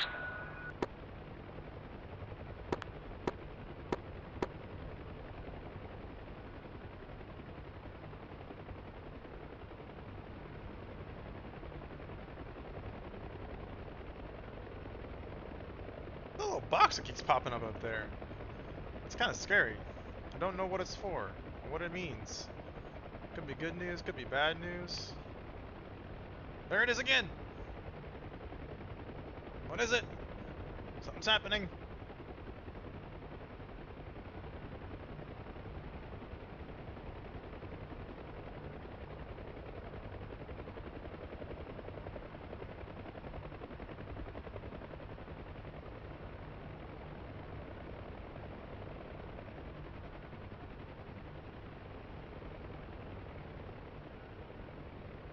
Oh, I see the fart. Now we're doing 60 knots.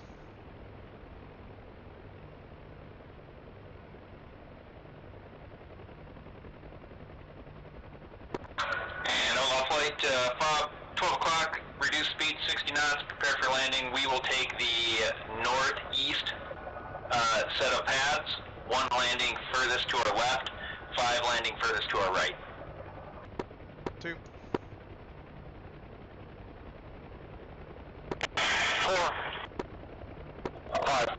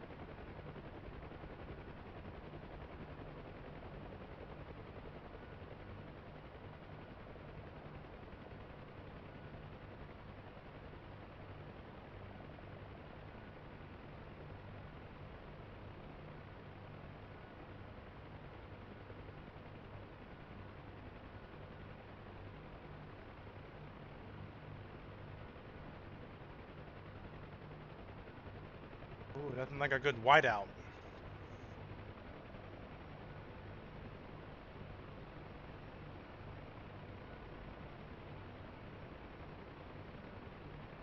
Alright, so I think we're just loading standard troops. I guess I didn't see anything on the briefing, but I'm assuming we're loading standard troops each.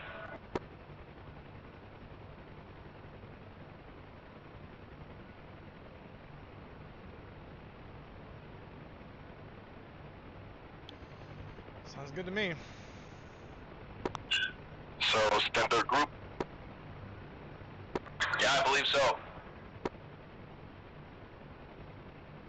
I'm out of fruit snacks.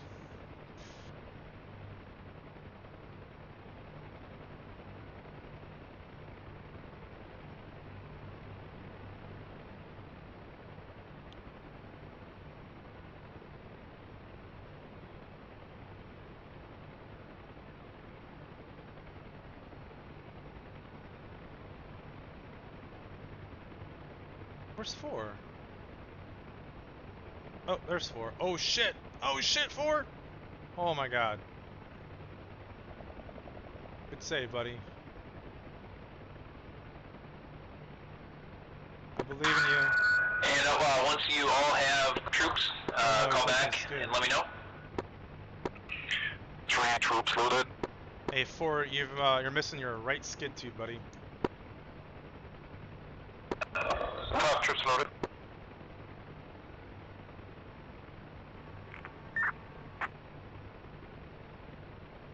2 has troops loaded. Oh my goodness.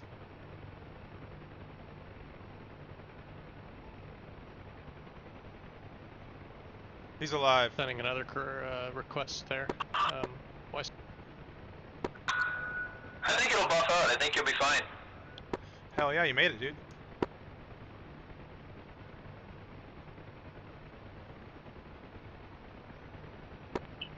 It's gonna be a signal to has issues. Take off though.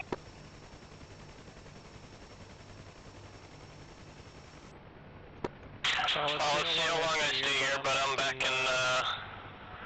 in your Risco. Alright, mute your Discord then, man. Sorry, thank you. There we go. Alright, so you're in charge. Let's give it a couple minutes, see how long I last, because I was able to sit in here for about 5 minutes and then it crashed again, but I got rid of DCS, BIOS, and some other important stuff, but we'll see if it goes. So we got a couple minutes before we take off? You wanted standard troop load, correct? Yeah, just pick up a standard troop. What did you say there, Terry? I was just gonna ask if we got a couple minutes to sit here.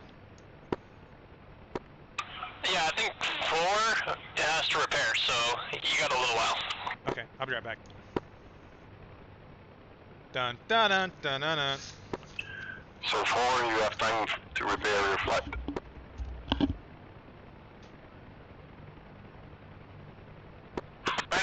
Connor, check your helicopter. Your blades are about to break them. Number 3. Yeah, better.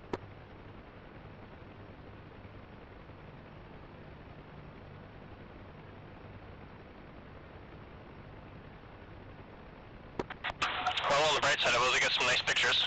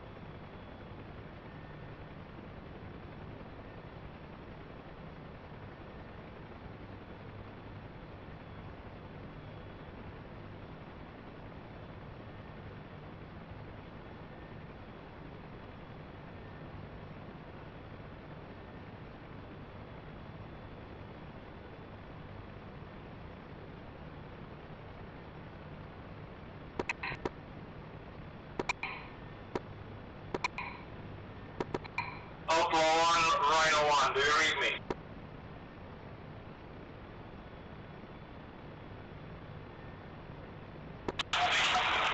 Colorado 1.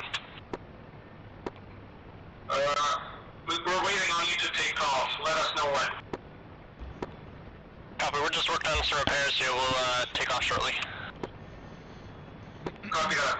Fire up. Dun da da dun dun da da dun dun da dun da dun dun.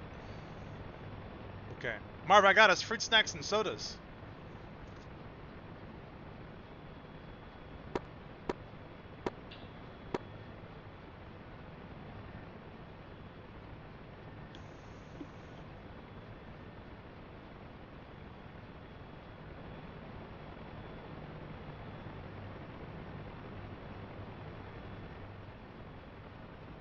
Fruit snacks are the best in-flight snack, okay?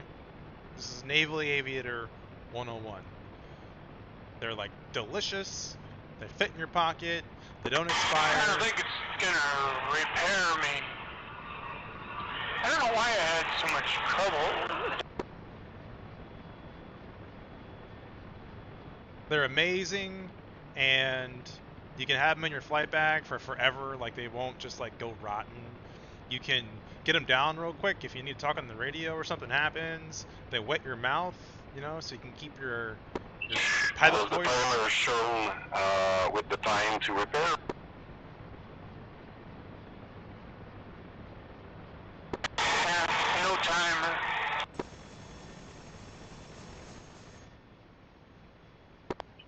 You went to the CTRD menu, right, to do that? Oh my god. Correct. His hips look badass. I think he's badass hips. Hell yeah. What happens when you hit request repairs in the ground crew menu? Look at that badass paint scheme. It's in the ground crew. Is that a naked chick on there? What is that? Oh, it's a shark. Black shark den. I missed it. You even got a tail gunner? That's legit. Is that all you got? Is there a gun on that side? Oh, there's a gun on this side. That actually, I think, is the counter. I don't know. Well, I guess I don't know. I always crank it to 30 and it counts down. It never has dropped all 30 for me. Hell yeah.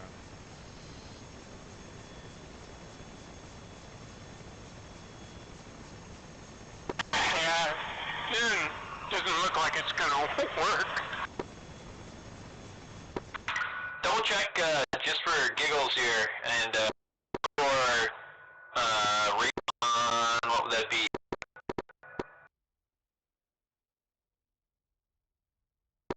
Interphone?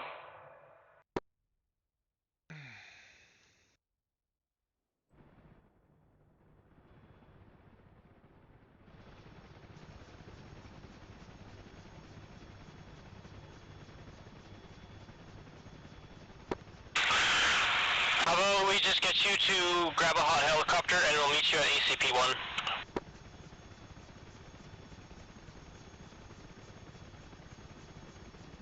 Where's that helicopter gonna spawn? I can try that. Make sure you pick up, you'll have to fly to the CTLD pickup zone. I'll mark it on the F-10 map so you can pick up troops there and then meet us at ACP-1. Oh god, please don't spawn on my spot. Oh god. Where did the hot helicopters spawn here? Oh, they're back at Sochi. Oh, that sucks.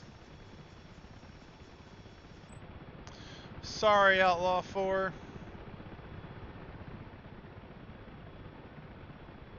That's shitty. It's not fun. I think they're still working on targets at the AO anyways. Fruit snacks!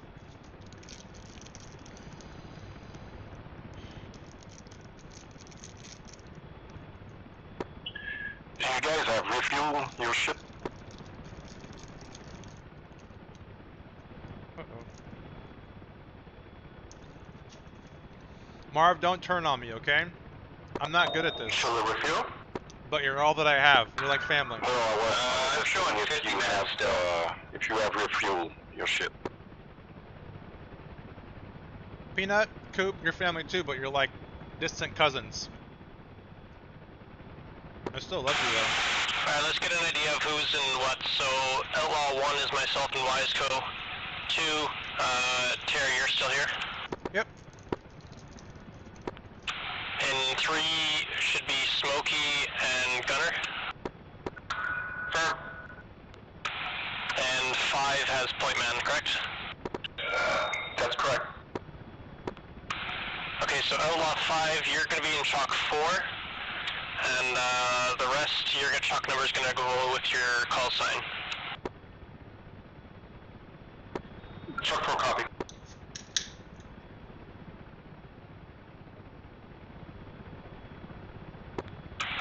Okay, flight, let's take off shock order. 3-3, yeah. Right turn, 180 degrees, back down the valley. Low level flight. And 1 is lifting. 2. Where's 1? Where's 1? You're 1. Okay. I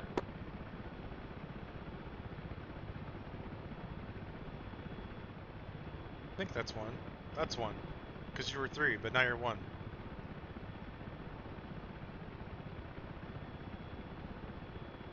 Should I tell him his beacon's on? Nah, I'll be alright. It'll be alright. I'm gonna let him get in front of me so that I can get some speed on my takeoff. 2's lifting.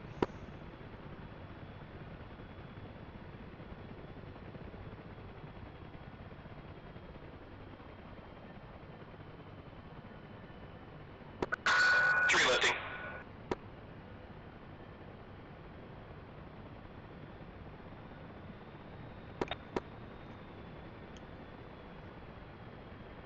Coming up.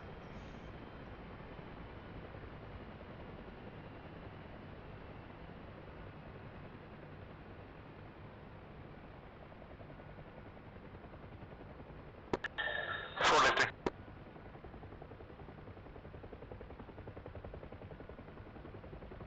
Airspeed's alive. Let's go. Whip them horses. Back off on throttle a little bit, we're in the red. That's not good.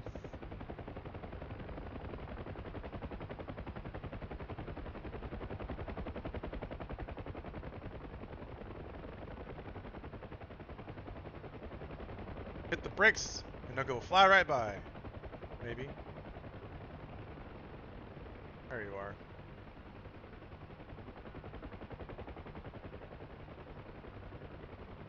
Alright. 45 degrees, cross tubes are crossed up. Main rotor's on the horizon.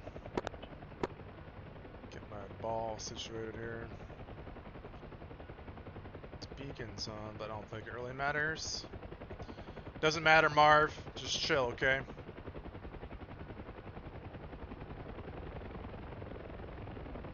On left flight, we have master caution and dramatic movement on our helicopter. I think we're going to head back to FOB and do repair.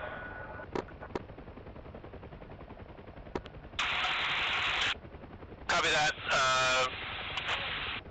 4, you're going to take the 3 chalk spot then. And then there were 3. And Outlaw 3, if you guys can, once you guys are done that repair, just start heading towards AO and I'll let you guys know if you can come in for the air assault or if we're going to have to RTB. And then there were 3.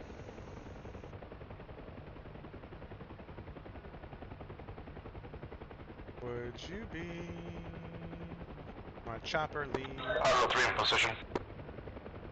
Convoy. Outlaw 3 is a call sign, so you're Chalk 3. Remember that chalks and call signs are separate. Oh, that's right. Thank you. Chalk 3. Ba ba ba ba ba ba ba ba. And the call out, sorry, another thing, the call out is convoy. Ba ba ba ba ba ba. Ba Outlaw flight, speed 80 knots.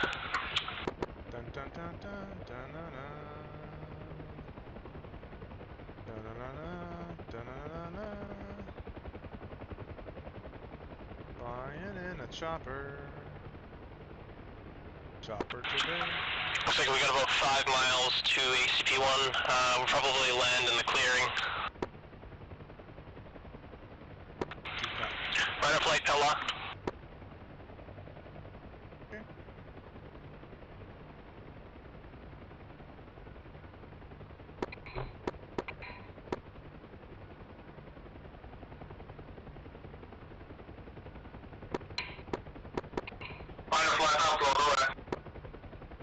What? I haven't heard a nice call from Reaper Rhino yet, or Reaper Shadow yet, so we're gonna land, there's a clearing at ACP-1. We're gonna land there and hold until we get the dice. Copy. I don't know what an ACP is. Is that an assault checkpoint? Don't know that one.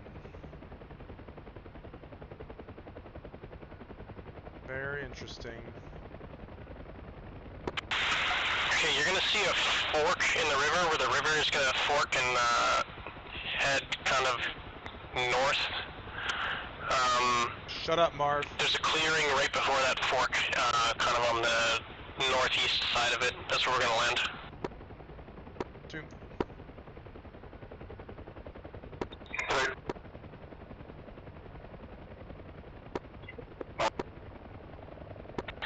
And we'll make sure we do one good circle before we go into that landing zone.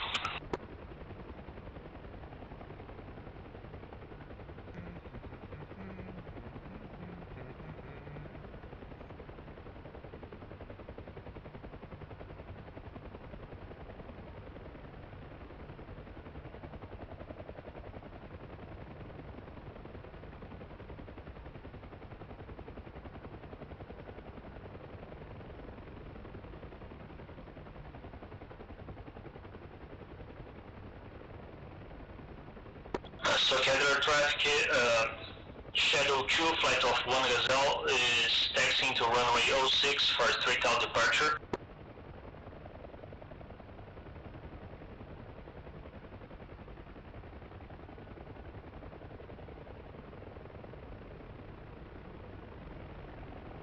Hell yeah, 3. We're looking fucking tabulous.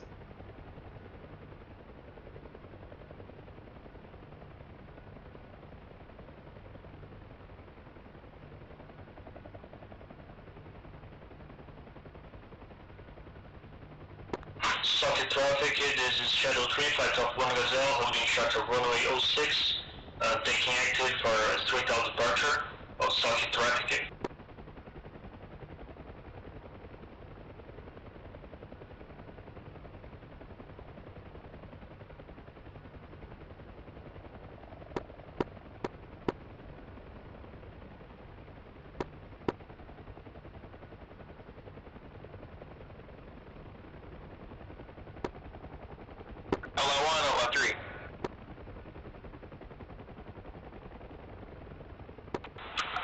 Go ahead, 3. Yep, we did a quick maintenance check. Traffic systems are a go. We're on our way back. We'll meet you at the ACP-1. Copy. Outlaw 4, I just saw you pass below us. If you want to loop around and RV with us at this LZ here, it'd be great.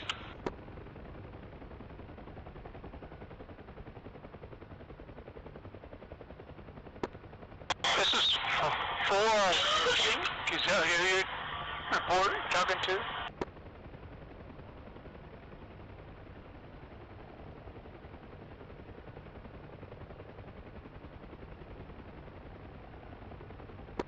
I don't pick up any troops.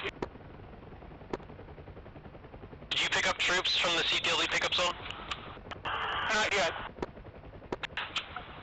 Copy, there was a CTLD pickup zone at Sochi, you might have missed it. I guess just head out to the FOB and pick them up there. Roger.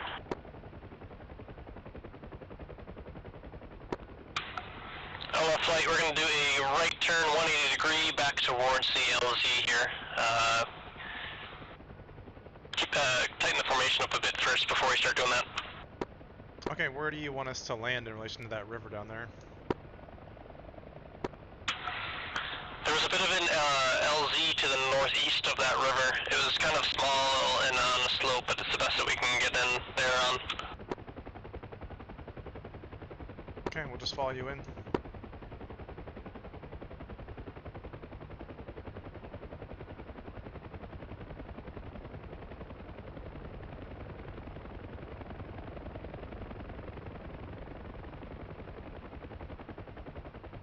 Jeez. He meant really tight. Okay, here we go.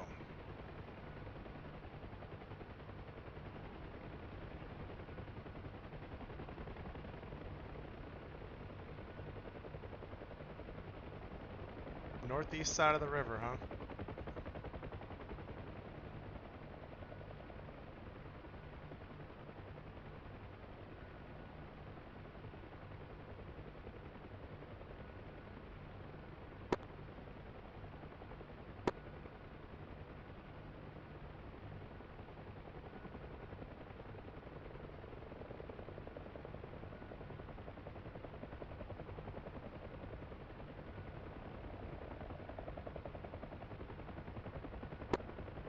Alright, approaching the LZ.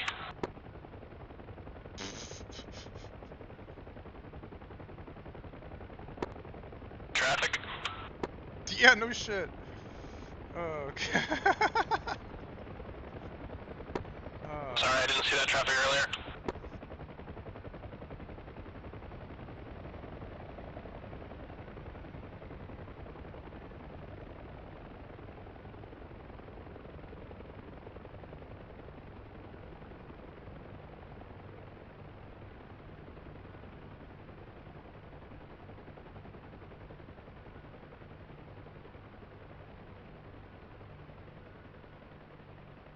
Taxi around down here.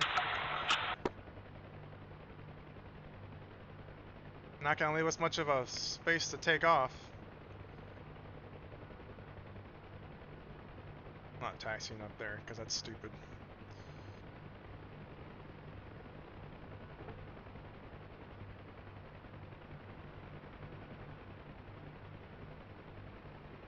Oh!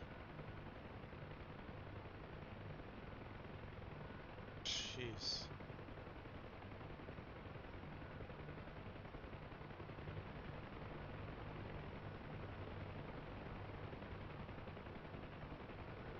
Whatever. Whatever your face, Marv. Fruit snacks.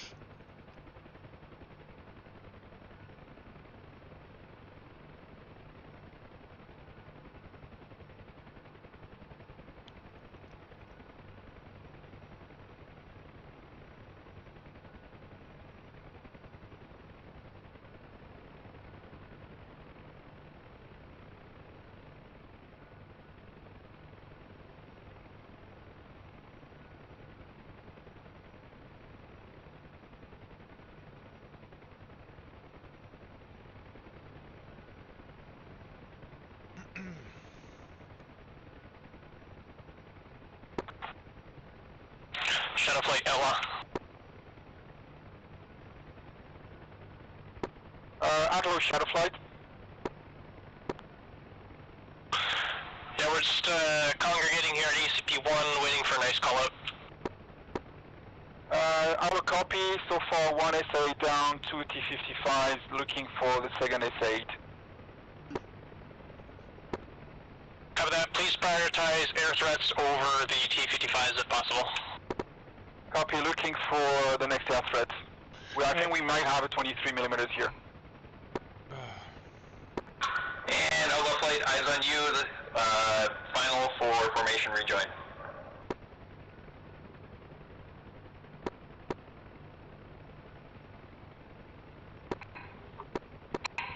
Outlaw Flight, Rhino.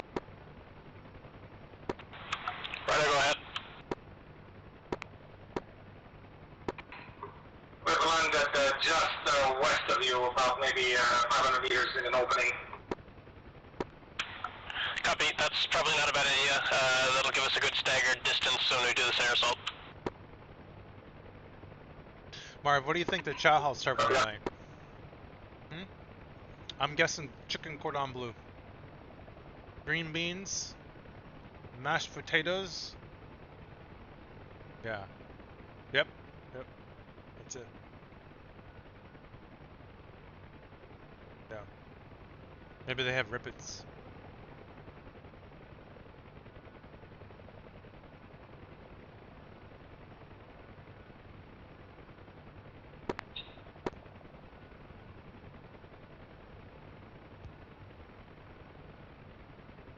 Wonder if that hot chick's serving the mashed potatoes again. Yeah, the blonde.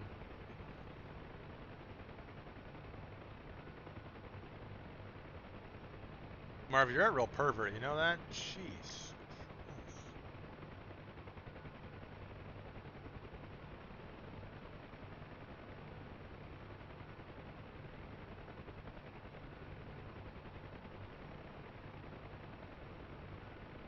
How long have we been flying? Oh, 2 hours and 15 minutes. Haven't even killed anyone yet. This is some bullshit. Shot one round in anger.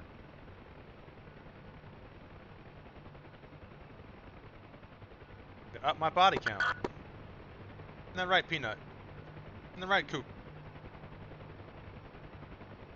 You guys are sleeping back there.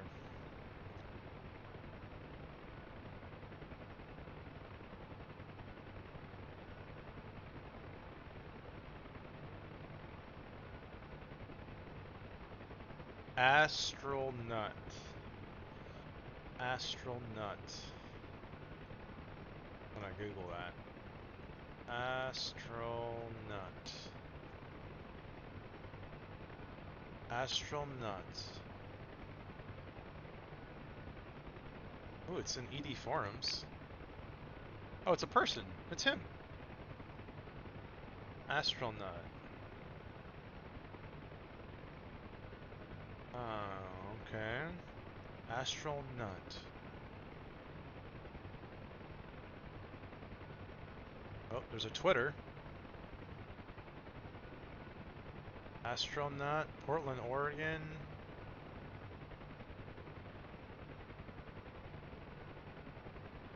Let's see if there's any tweets about DCS. I am completely stalking this dude now. This is wild. He's only got 3 tweets. Oh, there's more. Okay. Outlaw flight, let's spool down to save fuel. Looks like he is a Buddhist. That's pretty cool.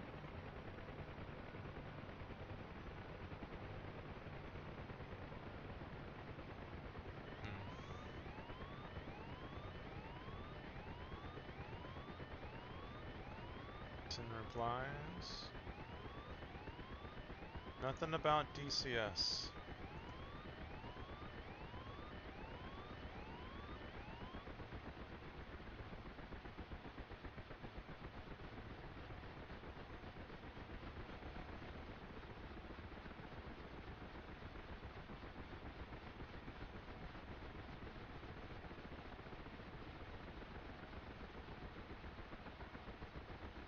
There's a YouTube.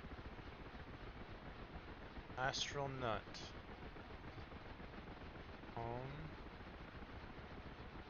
Okay. Like he's playing some sort of video game, some flying nut. He's got 3 videos. He plays Star Citizen. Okay.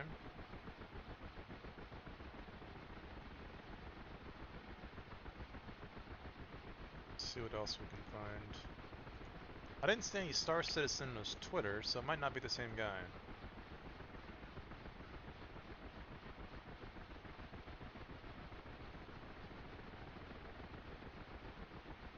War Mullet Astronaut.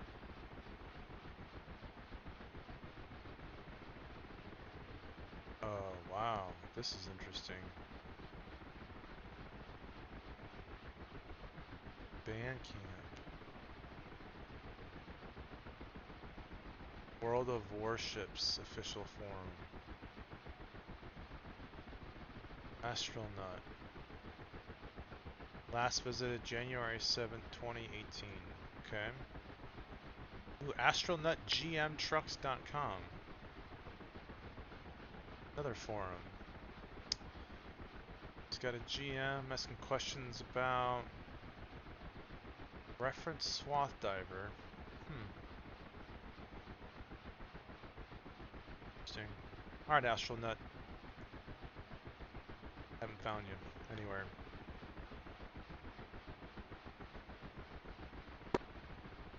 Shadow Flight Command. Let's see what these guys are doing. Command, Shadow Flight. Just to speed things up here, you're not going to find that second OSA from where you're sitting. You need to move over to the right side of the valley. Yeah, we've having a Shadow 2 moving to current Reaper position. I think they can see it from where they are. Copy.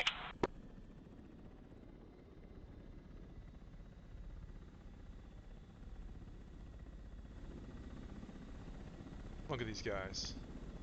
What are you looking at?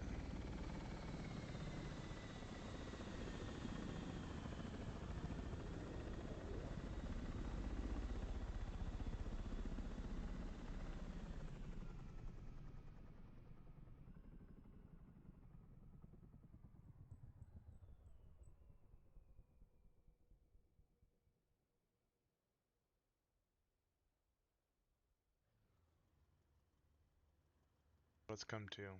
Look at all these hooligans down here. There's a tank. That is a. Oh shit! What is that? It's an ISIS howitzer. Oh, boy. I have you in sight now. Join the formation. Hell yeah, astronaut. Join the chaos. What's over here?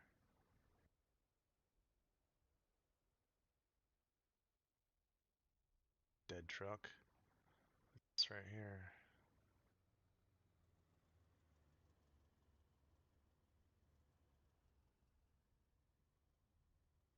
ISIS hooligans.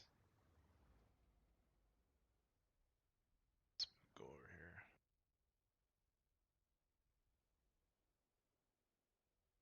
Fly in my drone. See shit.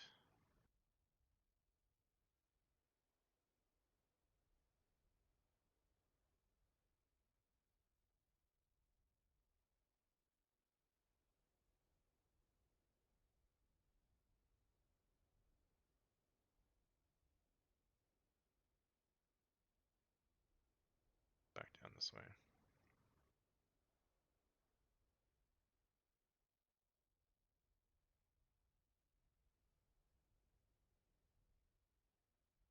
I don't know, homie.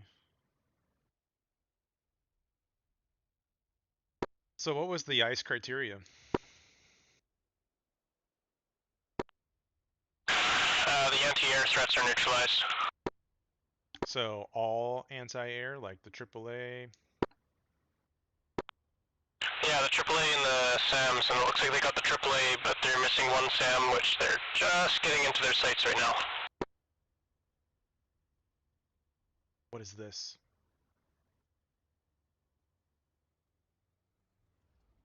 Looks like AAA.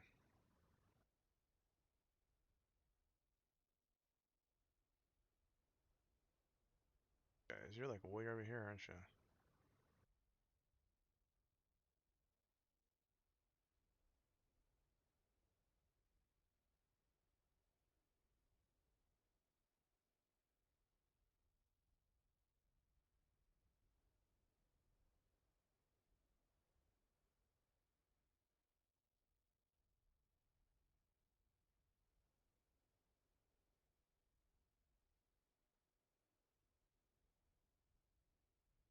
From the Caucasus, looking for bad dudes, and when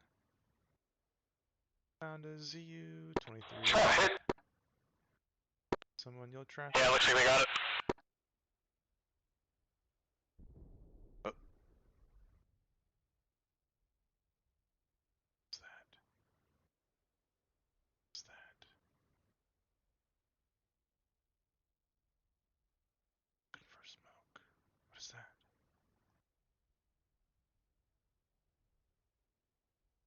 dead for a long time.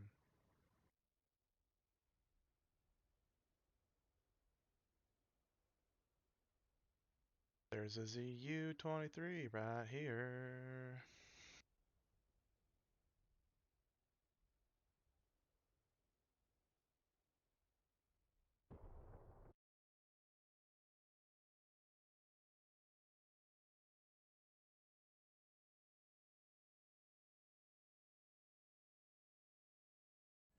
Guys out. Oh, this little tiny cute little helicopter. Oh my goodness.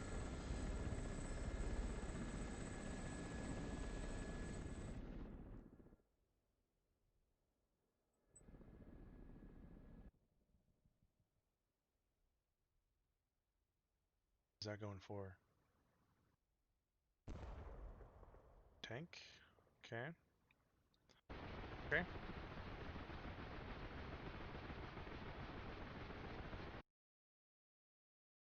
Fargo, what do you see, buddy? What do you see? What do you see?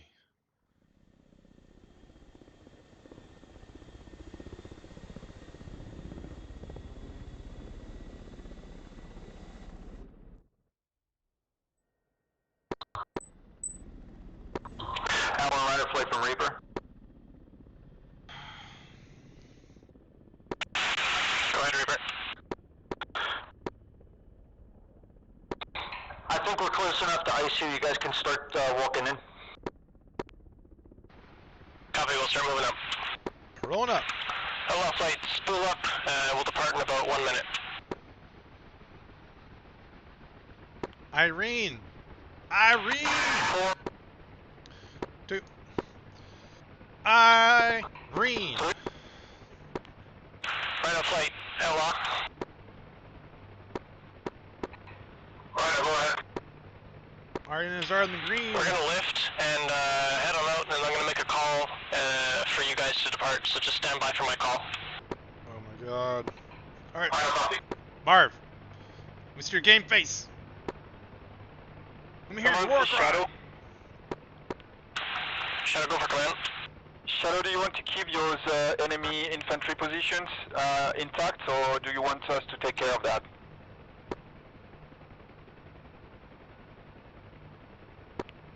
You guys just keep working on your tasking. Don't worry about the air assault. Copy.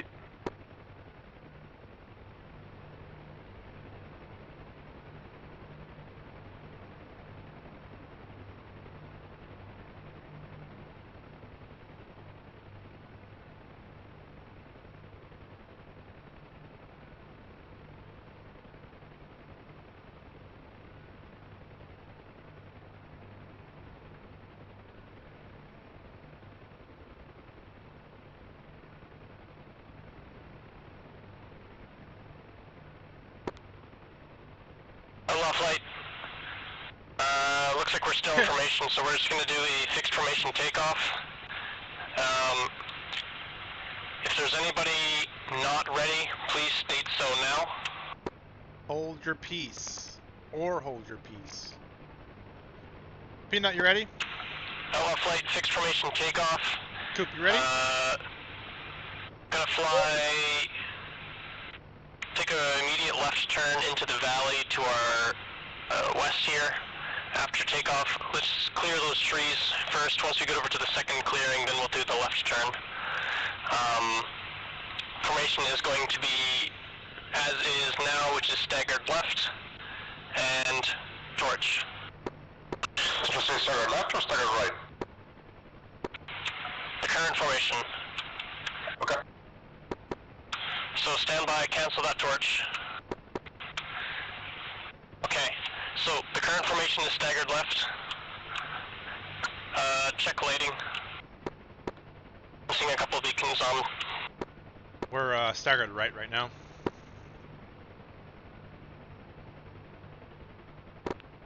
No, you're not. You know what, I don't think we're quite in formation then, so let's just do a takeoff in shock order. 4, and 1 lifting.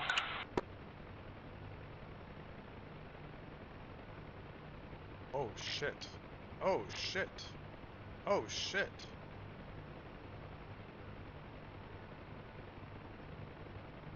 Shenanigans. I think we might have a problem here. Shenanigans. Yeah, you don't have a tail rotor. Do I have a tail rotor? Oh god. Copy that. Stand by, Terry. I'm gonna jump in your helicopter. Oh my god. You're gonna have to bail out of this helicopter, Wiseco.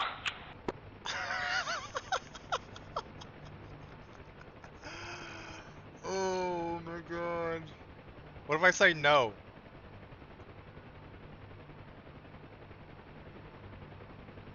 Sorry, Marv.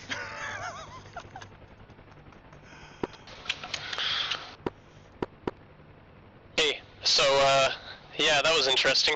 I didn't realize we were missing a tail rotor, but, yeah, so you're lead now, so we'll just do that takeoff shock order, and, I'm just gonna sort out the chocks here. Okay, you want me to talk to the flight and you talk on common? If you're comfortable with that, yeah.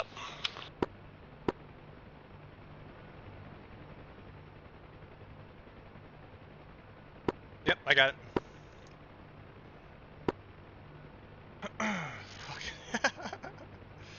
Oh shit. Alright, Outlaw is lifting. We'll be off the nose and we'll turn left down the valley.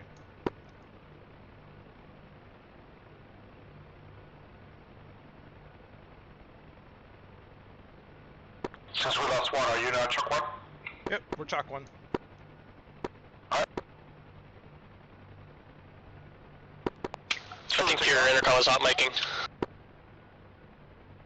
Yeah, this is that weird bug. I'm not seeing anything in my DCS here. 3 taking off. Okay, lead's coming left.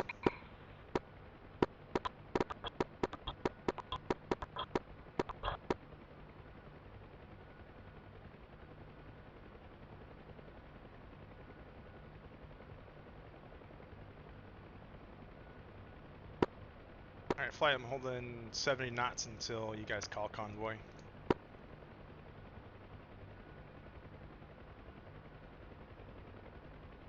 Force lift.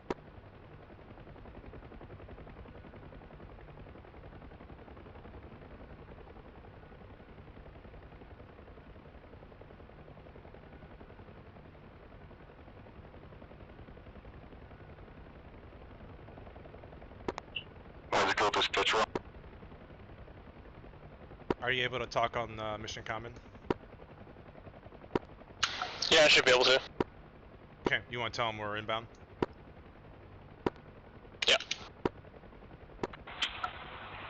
And Reaper Shadow Outlaw flight is inbound. And Rhino flight standby 1.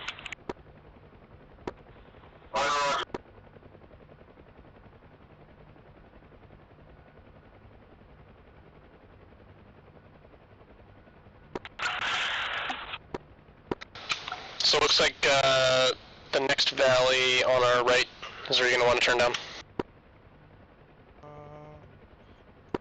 Okay, I think the zone's off the nose, right? Shadow, Shadow. Rhino flight, your LZ at this time is ice. You do have some troops and unarmored transports there from what appears to be the Pepsi-Cola company. Roger, Reaper, we're waiting on the OK from Outlaw. Shadow, Outlaw from Shadow. Shadow, go ahead for Outlaw. Outlaw, we're calling the ice. We've got 2 light vehicle plus enemy times 3 left. Copy that. Rhino flight, Outlaw, you guys are cleared for departure. Alright, Outlaw flight, let me know when you're convoy. Are you, an Outlaw 4, are you visual us?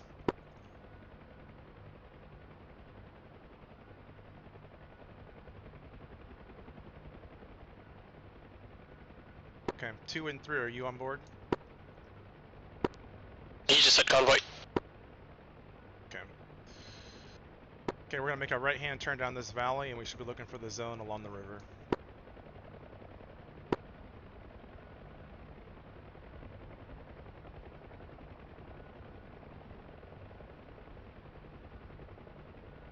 This is a zone right here, right side of the river, right? Yep. Let's land on the right side of the tree line there. Yep, right side of the river, right? Yeah, sorry, right side of the river. Alright, outlaw, flight zone's off the nose, quarter of a mile, staggered left. Outlaw flight fence in.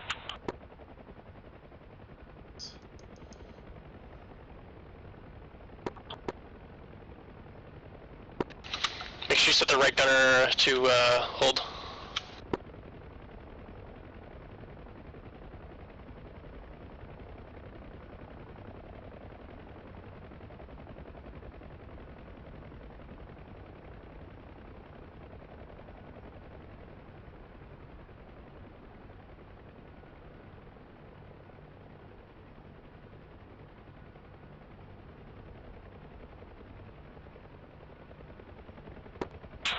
Stand by for troop deployment. What?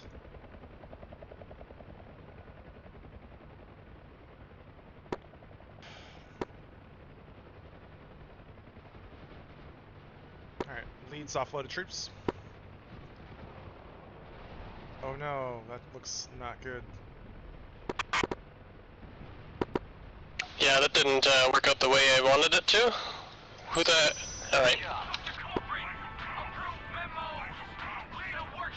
This is fucking terrible. 4, troops deploy.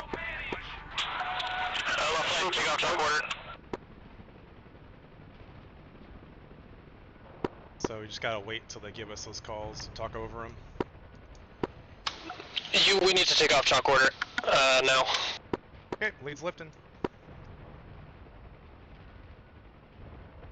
And we don't have a tilt rotor now.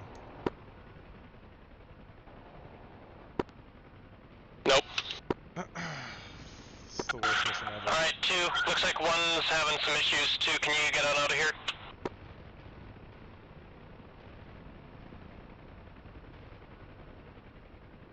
Da da da da da da.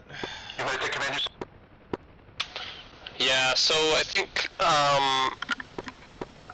we were staggered right, and you got really close to that tree. I guess Staying left of the valley in case you guys are coming back. kind of broke the formation up. West side, I mean. What?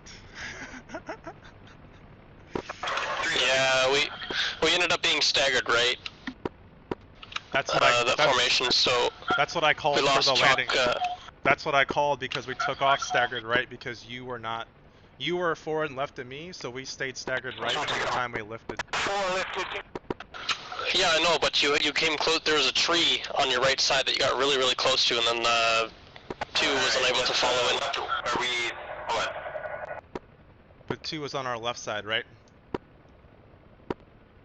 2 was on the right side. But I called staggered left. That's what I'm telling you. We were staggered left, and I called staggered left for the landing.